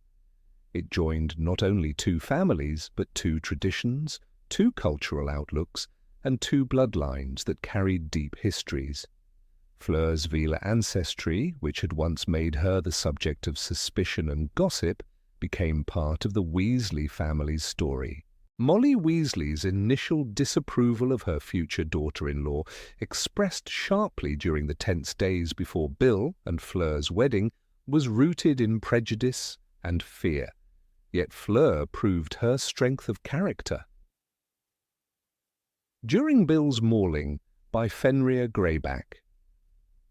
You thought I would not wish to marry him, or perhaps you thought I would not care, she had exclaimed, dismissing doubts about her devotion. This moment revealed the resilience behind the beauty and showed that Fleur's love was grounded in loyalty and courage. That same strength was later poured into her role as a mother. Dominique, the second child, carried within her the complexity of being part of two strong heritages. Though less is written about her in the texts, her very name suggests a sense of command and individuality. In many ways, Fleur raising Dominique was an act of defiance against stereotypes. The Veela bloodline, so often reduced to allure and superficial charm, lived on in Fleur's children, but it was paired with the grit of the Weasleys. Dominique's future role in the wizarding community, whether she became an adventurer, a scholar, or a quiet supporter of her family, stands as testimony that Fleur's influence ensured her children were not defined by prejudice, but by the freedom to choose their own paths. Louis, the youngest, embodied perhaps the purest fusion of both worlds. His name, distinctly French yet fully embraced in the British wizarding tradition, reflected the blending of cultures that Fleur carried with her into her marriage. He grew up with siblings who had already become symbols in their own right, yet his existence underscored the longevity of peace. Unlike the generation of Harry, Ron, Hermione, and even Victoire, Louis was born into a world where Voldemort was already history. Fleur's contribution, therefore, was not merely the survival of her family, but the active creation of a generation that could imagine a life without constant fear. The backdrop to this legacy is the war that nearly consumed everything. Fleur had stood in Shell Cottage, her and Bill's seaside home, as a haven for those fleeing the darkness. It was within her walls that Harry, Ron, and Hermione recovered after escaping from Malfoy Manor. Dobby the house elf, whose sacrifice shook them deeply, was buried there. The cottage became a sanctuary, and Fleur, though heavily pregnant during later years, never flinched in offering refuge. She may not have fought on the front lines like Harry or Neville, but her courage was expressed through hospitality, through the ability to shield and protect. This strength was a model that she later passed to her children, that bravery comes not only from battle, but also from compassion. In the larger tapestry of the Weasley family, Fleur's presence shifted the tone of tradition. The Weasleys had always been deeply rooted in English wizarding customs, in a home filled with eccentricities, hand-me-downs, and warmth. Fleur brought with her a different air, polished and elegant, often misunderstood as arrogance. Yet in truth, she infused the family with a cosmopolitan identity, linking them to a broader magical world beyond the British Isles. For Victoire, Dominique, and Louis, growing up bilingual and bicultural meant inheriting a wider vision of the wizarding community. They became children of Europe, not just Britain, and this mattered in a post-war world where international unity was vital. There is something striking about Fleur's journey from the Beauxbatons champion who once looked down on Hogwarts to the fiercely protective mother who wove together her French upbringing and the resilience of the Weasleys. Her growth was not linear, nor was it simple, but it was genuine. She stood at her wedding in the middle of a war, celebrating love while shadows gathered around them. She endured tragedy, loss, and the skepticism of others. Yet she emerged not as a footnote in Bill's story, but as a woman who carved her own legacy. Her children were the proof of that, carrying within them the memory of everything she fought for. The meaning of Victoire's birth becomes even more profound when we recall that she was a child of peace, yet one whose existence constantly reminded her family of the cost of freedom. Every year on her birthday, the Weasley family would also gather to remember those who had fallen: Fred, Remus, Tonks, and countless others. In this way, Fleur's daughter became a living commemoration. She did not just inherit the name Victoire, but the collective responsibility of her parents' generation to ensure the world never again descended into such darkness. Dominique's place as the middle child reflects the quieter struggles of the next generation.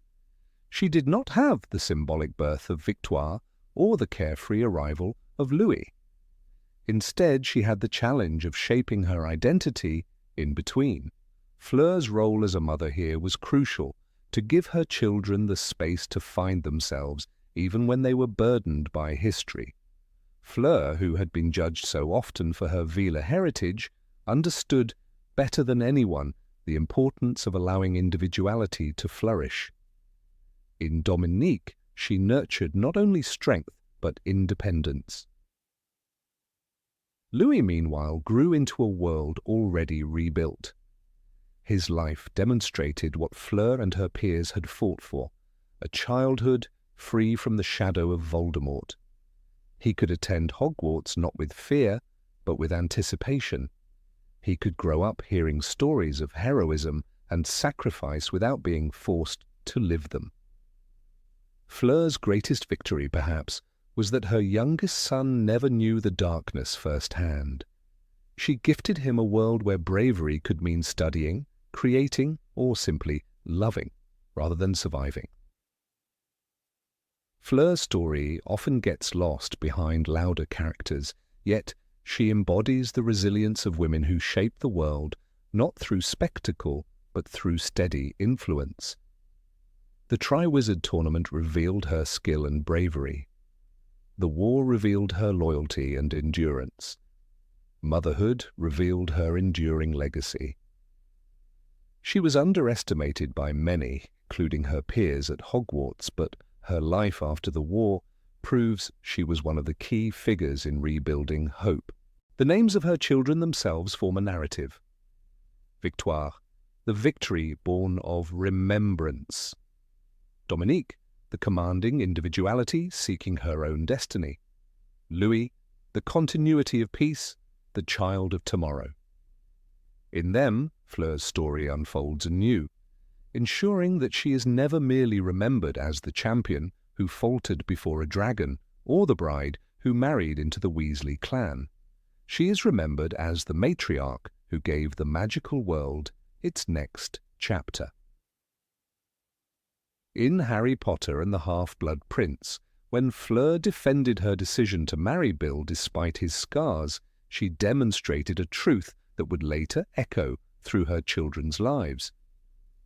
"I am good-looking enough for both of us, I think," it was said with defiance. But beneath the humour was unshakable devotion. That devotion became the foundation of her family, a foundation strong enough to sustain them through grief, triumph, and the long years of rebuilding. When we look at the children of the heroes, it becomes clear that they are not just footnotes, but extensions of the story. Fleur's children are not simply new names on the genealogical tree. They are symbols of a generation born out of fire but destined for light. Fleur, underestimated in her youth, quietly became one of the most important figures in ensuring that the post-war world did not crumble under its own trauma. Her legacy, though subtle, is undeniable, and through her children, her influence stretches into the heart of the future. Number 23, a gifted student. Of all the characters who pass through the pages of Harry Potter's story, Fleur Delacour remains one of the most underestimated. The narrative rarely grants her the same depth as Hermione Granger or Ginny Weasley, yet a closer look reveals a girl whose presence in the Triwizard Tournament was not a matter of chance or accident. Fleur was chosen by the Goblet of Fire, a magical artifact designed to select only the most capable and worthy champions. The fire did not discriminate based on nationality, gender, or lineage. It sought power, discipline, and ability. That Fleur's name rose in blue flames meant that among all of Beauxbaton's students, she stood out as the best. In the book, Rowling writes, her long silvery hair fell down her back like a waterfall. She was tall and willowy, and every head turned as she walked past. Yet her beauty, described with such detail, often overshadowed what should have been emphasized more, her intelligence and talent. One must remember that the Beauxbaton Academy was not a simple provincial school. Under the stern leadership of Madame Olympe Maxime, it nurtured witches and wizards of extraordinary caliber. Fleur's place there was not that of an ornamental student. She achieved academic success to a level where even her professors were confident that she would honor the school in a dangerous, life-threatening competition. The goblet was a magical judge beyond human bias. It would not select a candidate based on looks or charm. It demanded courage, skill, and knowledge. Fleur embodied all three. If Hermione had been a candidate at Hogwarts, many would have argued her merits. Fleur's victory in being chosen should be judged in the same light. She was not an accident of beauty. She was a student at the very top of her generation. The first task of the Triwizard Tournament is perhaps where the misunderstanding of Fleur's character began. Confronted with a dragon, she faltered, as did Cedric Diggory, who was burned in the process. Yet the book makes clear that Fleur showed bravery by facing a monstrous opponent with nothing but her wand and her wit. Rowling describes Fleur Delacour, trying to charm her way past the dragon, was forced to dive for cover as it snapped its jaws at her. The image of Fleur dodging flames is often remembered as failure, but in truth it was survival. Even Harry himself nearly perished in his encounter with the Hungarian horntail.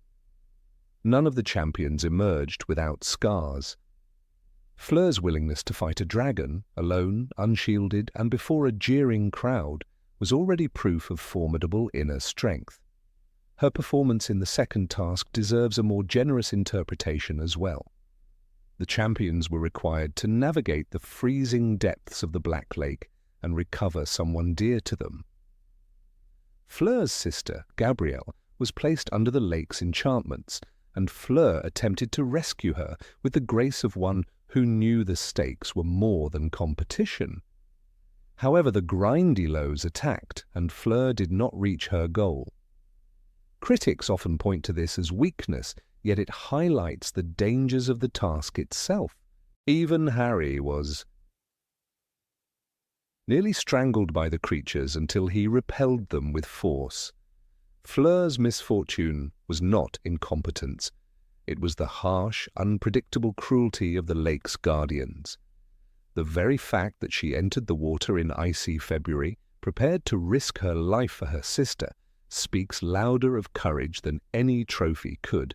The third task, a maze filled with dark enchantments, amplified the danger. Fleur's elimination was not due to lack of intellect, but to magical sabotage. The book states that she was attacked by Victor Crumb under the Imperious Curse, not defeated by her own mistakes. This is a detail frequently forgotten. She was ambushed, not bested. How many witches or wizards could fight effectively under such an unforeseen assault? None of the champions emerged unscathed from the Potterhead maze. Yet history remembers Harry's victory and Cedric's tragic death, while Fleur's role fades into the background.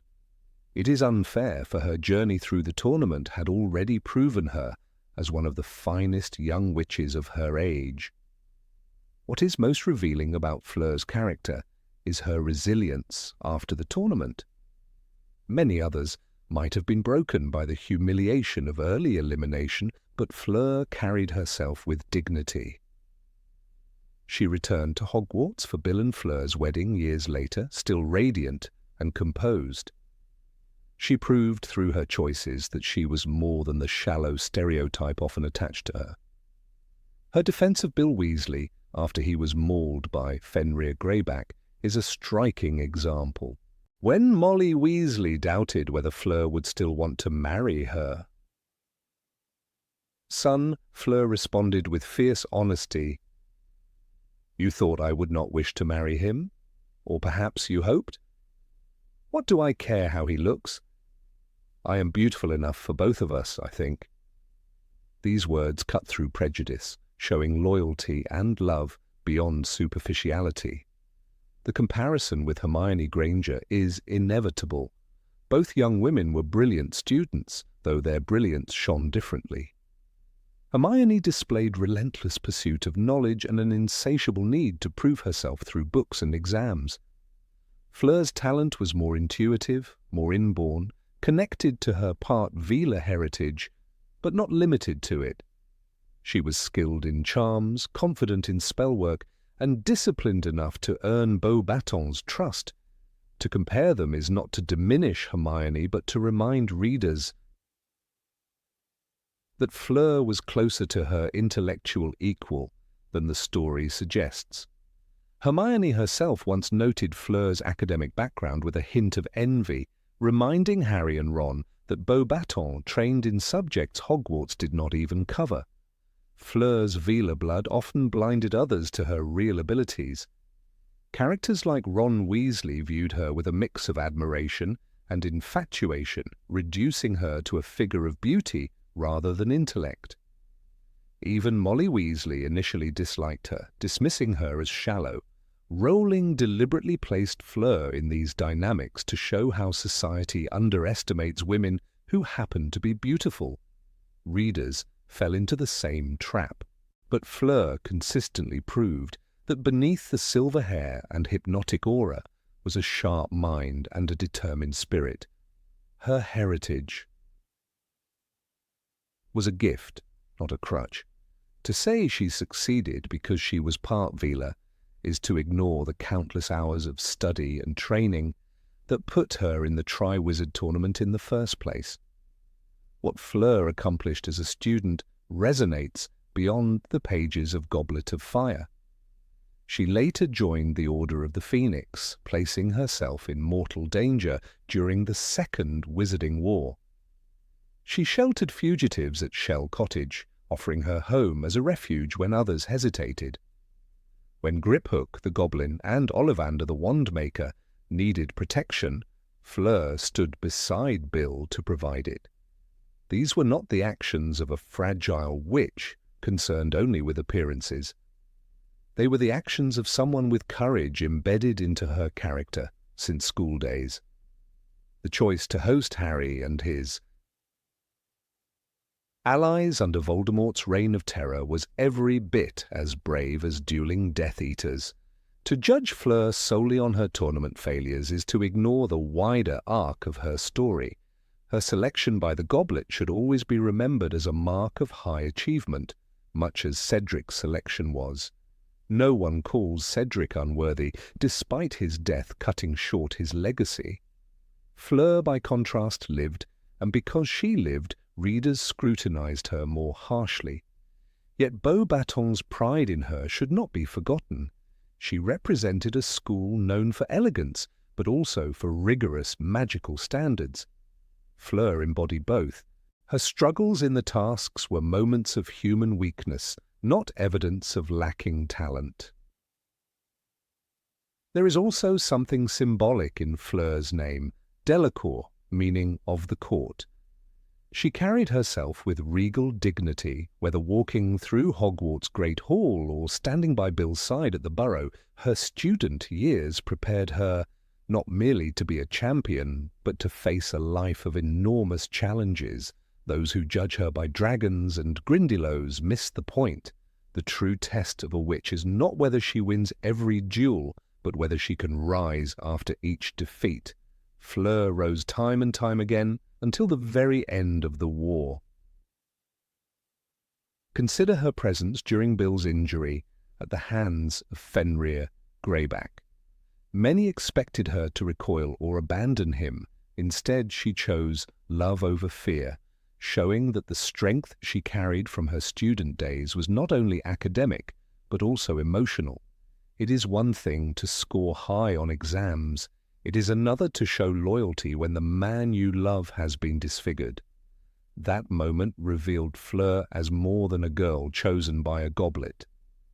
She was a woman whose courage and faithfulness matched the greatest heroines of the wizarding world. Her position as one of the most underrated witches stems largely from how Rowling framed the narrative. The story followed Harry, Hermione, and Ron, leaving little room for Fleur's growth to be fully explored.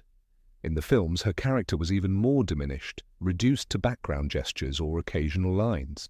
Yet readers who return to the books find scattered jewels of strength that shine through when gathered together.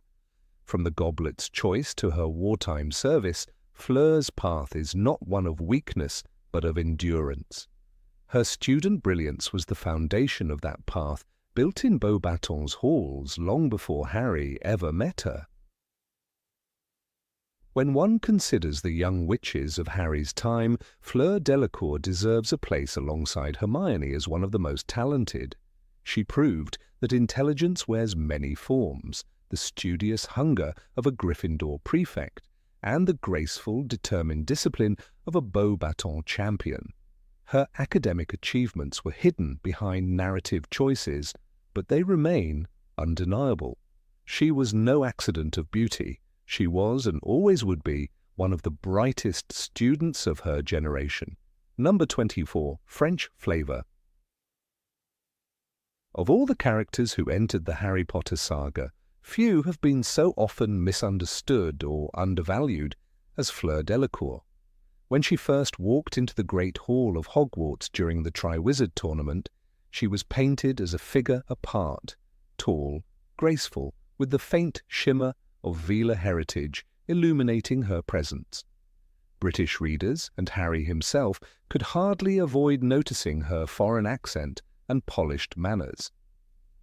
Yet beyond these first impressions, Fleur represented something rare in Rowling's narrative, a breath of the wider wizarding world.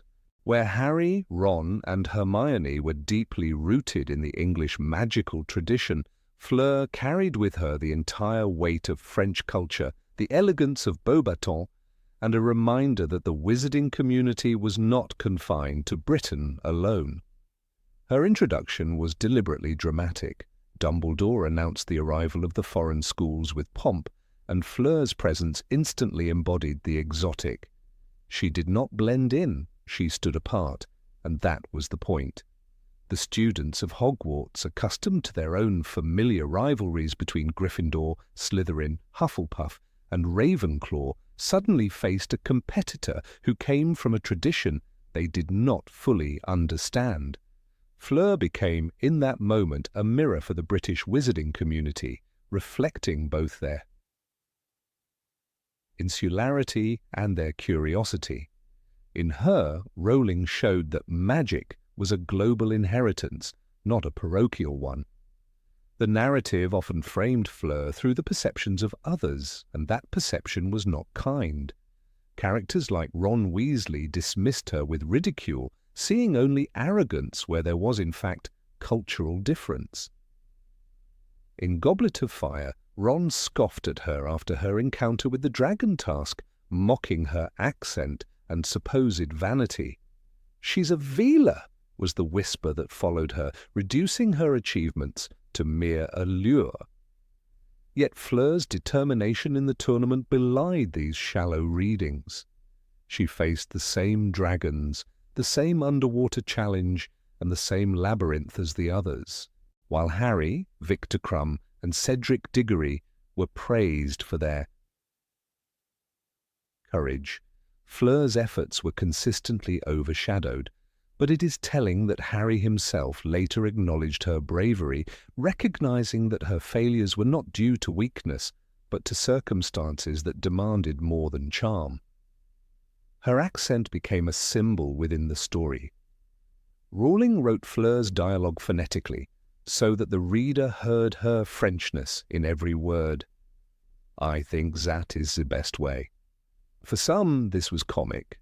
For others, it was endearing. But for Fleur, it was identity, unshakable and proud. She never tried to hide her voice or mimic Englishness. Even in the face of ridicule, she carried herself with dignity, an elegant rebuke to those who sought to diminish her. Through her, Rowling reminded readers that being foreign in an insular community often means carrying the burden of misunderstanding, yet refusing to surrender one's roots. Her arc deepened dramatically in Half-Blood Prince when she became engaged to Bill Weasley. The Weasley family, who themselves prided on warmth, reacted coldly to Fleur.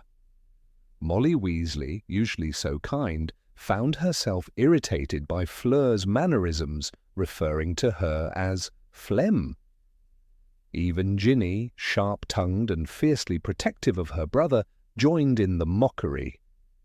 Here, Fleur's foreignness became not just a schoolyard joke, but a family conflict. And yet Fleur never faltered. She loved Bill, and when he was mauled by Fenrir Greyback, she silenced every critic with one act of devotion. "I am beautiful enough for the both of us," she declared, brushing aside Molly's assumptions. That moment exposed the strength hidden beneath the perfume and polished nails. Fleur was not a shallow beauty. She was loyalty incarnate, fierce in her love and unbending in her will. The irony is that Rowling gave Fleur one of the most touching displays of courage and tenderness in the series, and still many readers overlooked it. While other characters earned applause for dramatic duels or cunning tricks, Fleur's valor was quieter, rooted in steadfastness. She stood by Bill when others doubted. She endured the prejudices of her future in-laws with patience. and when war darkened the wizarding world, she opened Shell Cottage as a sanctuary for fugitives. Harry, Ron, Hermione, Dean Thomas, Griphook, and even the wounded Ollivander found safety under her roof. Few other characters, even among the celebrated Order of the Phoenix, gave such a practical and personal gift to the Resistance. It is worth recalling how Shell Cottage functioned in Deathly Hallows. After the chaos of Malfoy Manor, Fleur welcomed them without hesitation. She offered food, warmth, and space for recovery. She gave Harry's group the pause they desperately needed without demanding anything in return. The narrative does not romanticize her here. It presents her as pragmatic, focused, and compassionate. In the quiet moments when Ollivander's voice trembled or Griphook plotted, Fleur's presence grounded the scene. She had become not merely a French outsider, but a pillar in the British fight against Voldemort. One of the reasons Fleur remains underrated lies in how the narrative chose to spotlight her. She was never the central hero, never the one to cast the decisive spell. Rowling positioned her as a supporting figure, but one whose actions radiated significance. Readers often mistake the spotlight for importance, forgetting that secondary characters can embody the themes more profoundly. Fleur symbolized the global unity of magic, the richness of cultural exchange, and the triumph of love over prejudice. Her very Frenchness was her strength, a reminder that Britain was not the center of the wizarding world, merely one chapter of it. It is fascinating to consider how other characters treated her foreign identity. Victor Krum, another foreigner, received admiration, particularly from Ron and the Quidditch-loving Hogwarts students. His accent was not mocked, his traditions not belittled in the same way. This contrast reveals a subtle prejudice. Fleur, as a woman marked by beauty, was reduced to stereotype. Krum, as a male athlete, was elevated. And yet Fleur proved herself no less than him, enduring the same trials and showing no less bravery. This imbalance highlights not only cultural bias, but also gendered bias within the narrative world. Her role as a Vila descendant was another misunderstood element. Many characters treated her heritage as a gimmick. The Weasley twins joked, Ron fell under her spell, and even Harry noticed her otherworldly beauty with discomfort. But Rowling never let Fleur be defined by that allure alone. She chose to subvert the stereotype by making Fleur resilient and grounded, unwilling to let beauty dictate her value.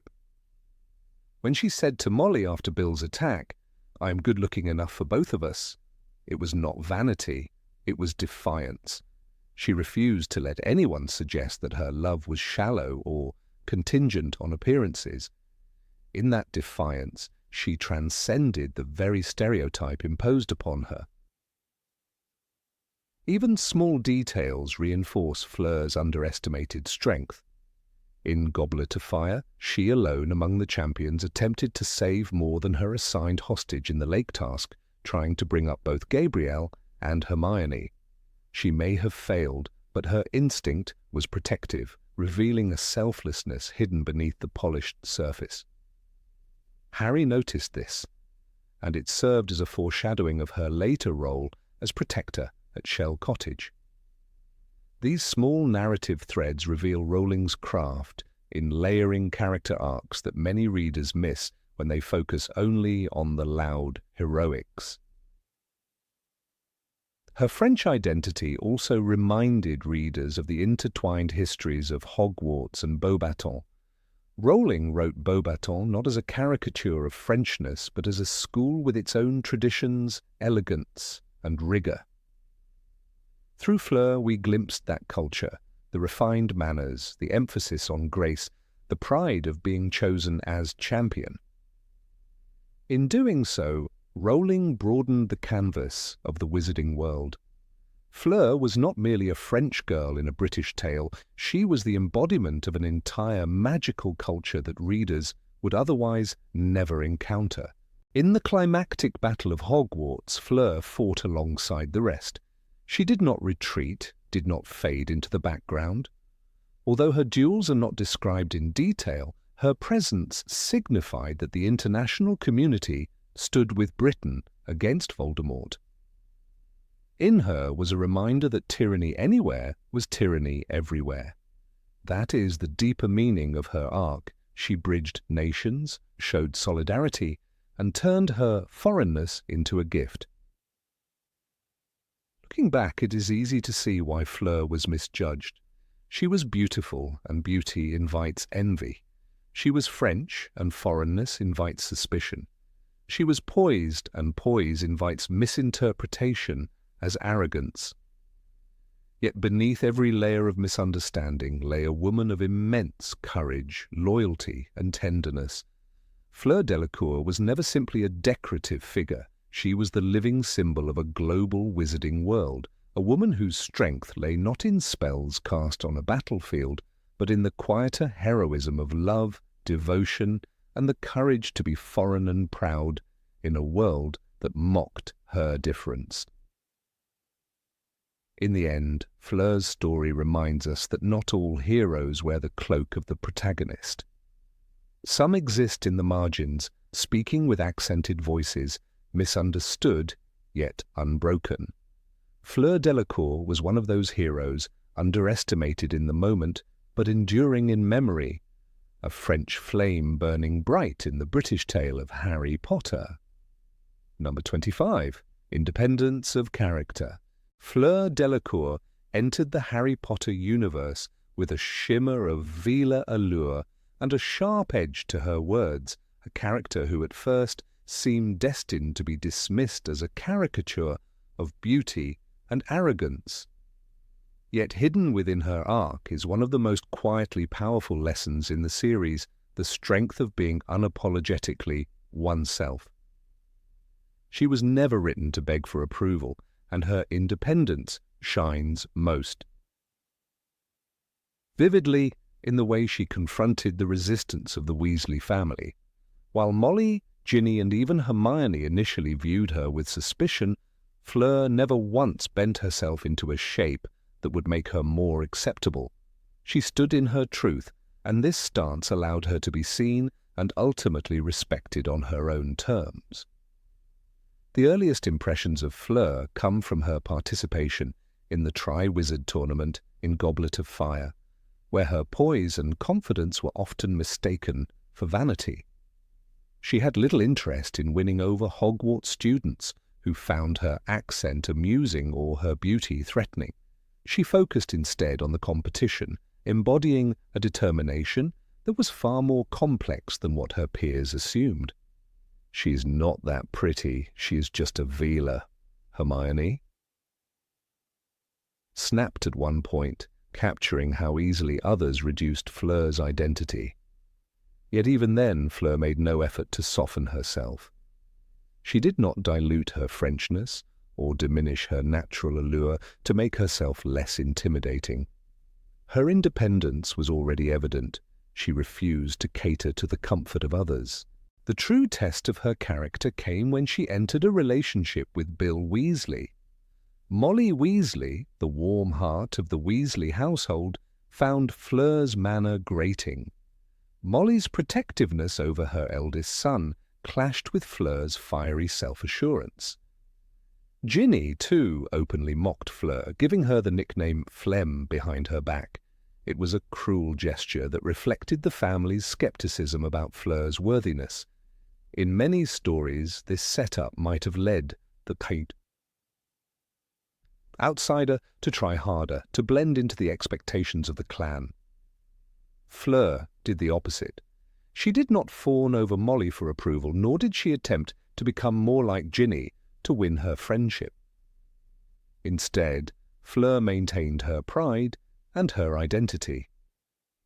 This independence reached its defining moment in Half-Blood Prince.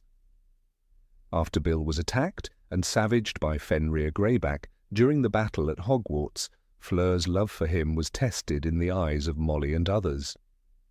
Molly assumed that Fleur would abandon Bill because of his scars. "You thought I would not wish to marry him any more?" Fleur asked, and the words carried a cutting clarity. She was outraged at the assumption that her love was shallow or conditional. Her response crystallized the truth of her character. She declared, "I am good-looking enough for both of us, I think. I am beautiful enough for us both." This declaration was more than defiance. It was an act of independence, a refusal to be judged by others' shallow assumptions. That single moment dismantled the Weasley family's prejudices. They saw Fleur's strength, not merely her beauty. She had not begged for acceptance. She had demanded respect by staying firm in her love and her choices. Molly's eyes were opened, and the dynamic between them shifted from quiet hostility to recognition. Fleur had been herself all along, and it was this constancy that finally earned her a place in the Weasley family. The lesson here is striking. She was not embraced because she adapted to their mold, but because she refused to betray her essence. It is important to see how rare this portrayal is in the Harry Potter series. Many female characters are celebrated for their loyalty, kindness, or sacrifice, but Fleur is one of the few who demonstrates that remaining independent, and sometimes even abrasive, does not diminish worth. She may not have Hermione's encyclopedic intellect or Ginny's fiery sense of humor, but Fleur models another kind of strength, dignity, rooted in identity. She does not crumble under ridicule. She does not change her accent, her style, or her frankness to fit the expectations of an English family. This kind of independence is radical precisely because it is quiet and unyielding. The ridicule Fleur faced was not insignificant. Even Hermione, who so often fought against stereotypes, judged Fleur harshly for being too much. Ginny, Harry's eventual partner, mocked Fleur incessantly, and her brothers laughed along. Fleur was positioned as an outsider, not just culturally but emotionally. Her resilience in this environment teaches something essential. One can be surrounded by misunderstanding and still refuse to perform a diluted version of oneself. She chose authenticity over popularity, and in doing so she taught the Weasleys that true belonging cannot be forced through pretense. This independence also reflects in how Fleur contributed to the war effort. She joined the Order of the Phoenix and later provided sanctuary at Shell Cottage, where Harry, Ron, Hermione, and others found refuge. She was no passive participant. She risked herself and her home for the cause. Yet even then, her contributions were not accompanied by a need for gratitude or validation. She did what she believed was right because her principles demanded it. Her independence of character was inseparable from her bravery. The symbolism of her Veela heritage cannot be ignored. Veela in the series are portrayed as dangerously enchanting, beings who captivate men effortlessly. Fleur carried this legacy but refused to let it define her. She was not a caricature of beauty. She was a witch with her own ambitions, loyalties, and temper. By rejecting the shallow assumptions about her identity, she defied both the magical world's stereotypes and the prejudices of her own in-laws. Her independence was not only personal, but cultural. She carried her Frenchness, her Veela ancestry, and her personality without apology. Her love for Bill illustrates this strength more than anything. She did not attempt to love him as others might have wanted her to. She loved him on her terms, fiercely and passionately. When others doubted the depth of her devotion, she responded not with tears or pleading, but with fire. That scene in the hospital wing is perhaps one of the most underrated acts of loyalty and defiance in the entire series.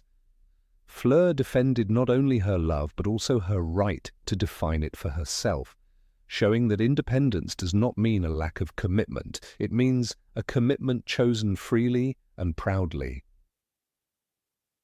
The Weasley family's eventual acceptance of Fleur underscores the power of her stance. By remaining independent, she transformed their perceptions.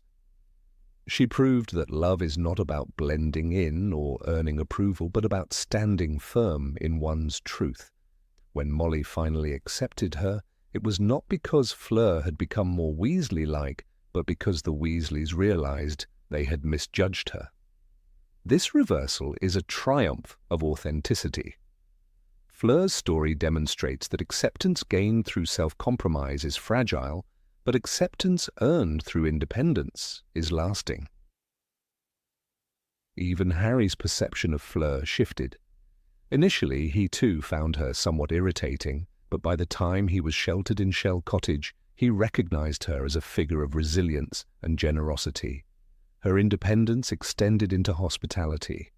She opened her home during the darkest moments of the war without hesitation. This gesture was not loud or boastful, but consistent with her character. She was not trying to be the ideal hostess. She was simply being herself, practical, decisive, and steadfast. Looking back, Fleur's arc feels like a subtle challenge to the reader's own assumptions. How often do we dismiss someone because they seem proud, foreign, or different? Fleur shows that independence of character may look like arrogance from the outside, but within it is the strength of authenticity. She did not mold herself into a version others would find more palatable. She remained Fleur Delacour, proud, passionate, and unwilling to shrink. Her story resonates because it embodies a truth that extends far beyond the wizarding world. In a society that often expects women to be agreeable, to soften their edges, to seek approval, Fleur's refusal to conform is quietly revolutionary. She teaches that dignity lies in refusing to betray one's essence for the sake of comfort or belonging. Her beauty may have been the most visible aspect of her character, but her independence was the most defining, and in the end it was this quality, not her allure, that secured her place in both the Weasley family and the larger story of the fight against Voldemort. Fleur Delacour is thus one of the most underestimated figures in the Harry Potter saga. Her independence of character, her refusal to be convenient, and her insistence on being accepted as she truly was, create a legacy that deserves more recognition. She may not dominate the narrative, but her presence challenges both the characters and the readers to reconsider the value of authenticity. Through her, Rowling presents a subtle yet powerful portrait of a woman who would not be diminished. Fleur reminds us that being true to oneself, even in the face of ridicule, is the quietest and strongest kind of magic. Number 26. A Hostess Under Fire. Of all the characters woven into the tapestry of Harry Potter's world, Fleur Delacour remains one of the most underestimated. When she first appeared during the Triwizard Tournament, her beauty was emphasized so strongly that it overshadowed her character. Many dismissed her as superficial, but by the time the war reached its peak, Fleur was no longer just the Vila-descended girl from Beauxbatons. She became a figure of resilience, particularly when the Shell Cottage served as one of the last fragile havens for those fleeing Voldemort's wrath. It was within these quiet, tense walls that Fleur's real strength revealed itself, hidden from the grand stage of battle, yet vital for survival. The Shell Cottage was more than a safe house. It was a place of transition, of hushed conversations and silent grief, where Harry, Ron, Hermione, and others nursed their wounds, both visible and invisible. This small home by the sea faced the constant threat of discovery.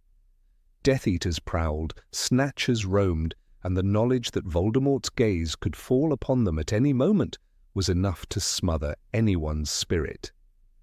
Yet within this claustrophobic uncertainty, Fleur held the house together with quiet authority.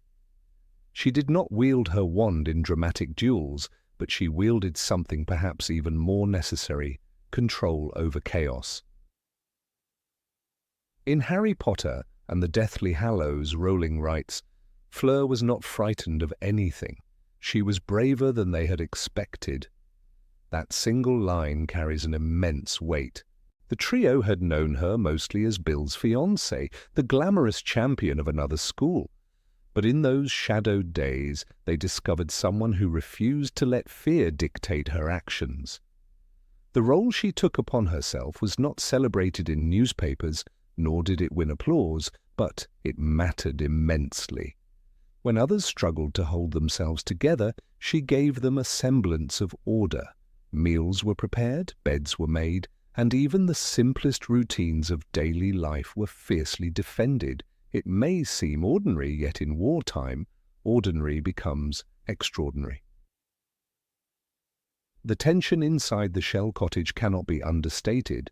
Griphook the Goblin, rescued alongside Ollivander from Malfoy Manor, constantly tested Fleur's patience.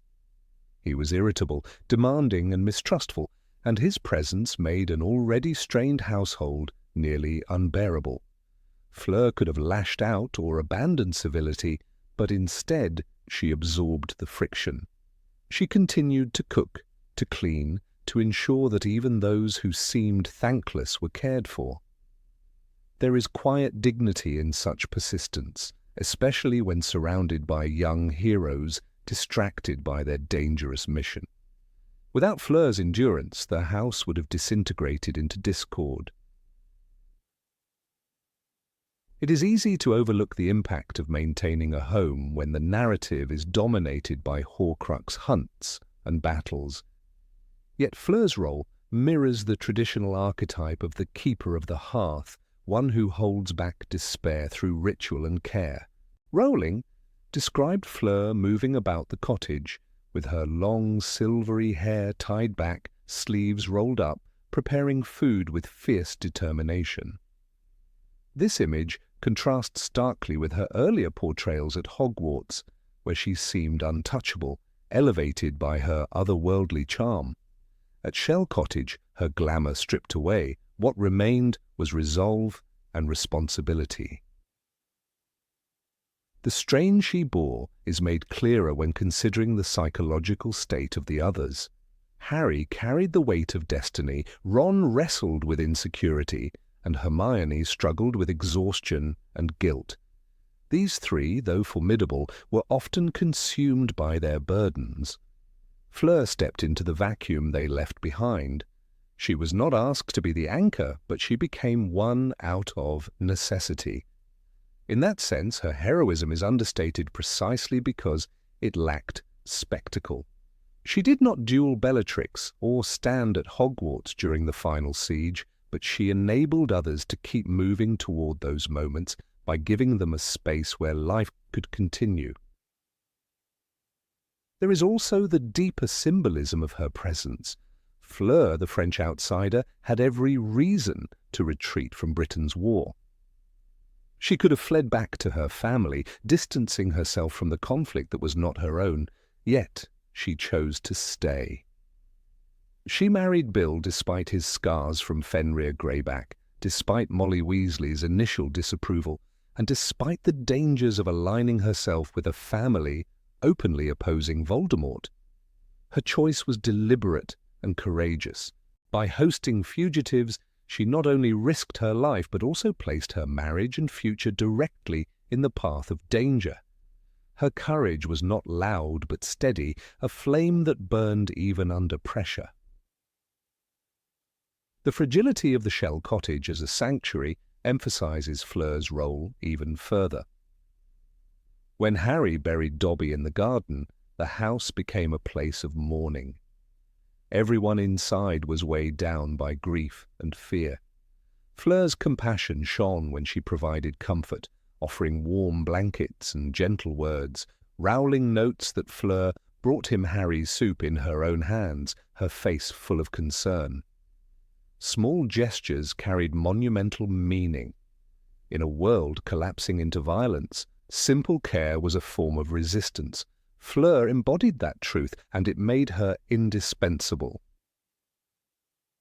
The presence of Ollivander, frail and broken, added another layer of strain. He required constant care, as did Griphook. Fleur attended to both, not because they were easy to love, but because it was necessary. This sense of duty reflects her moral compass. She did not choose who arrived at her doorstep, but once they were there, she committed herself to their well-being. It is worth noting that her role parallels Molly Weasley's, yet Fleur was not surrounded by her own children or lifelong friends. She was serving near strangers, people who tested her patience and burdened her household, and yet she persisted. Perhaps the greatest proof of her resilience lies in how the others perceived her. Ron, who once mocked Fleur as phlegm, witnessed her transformation. Even Harry, focused as he was on his mission, recognized her steadfastness.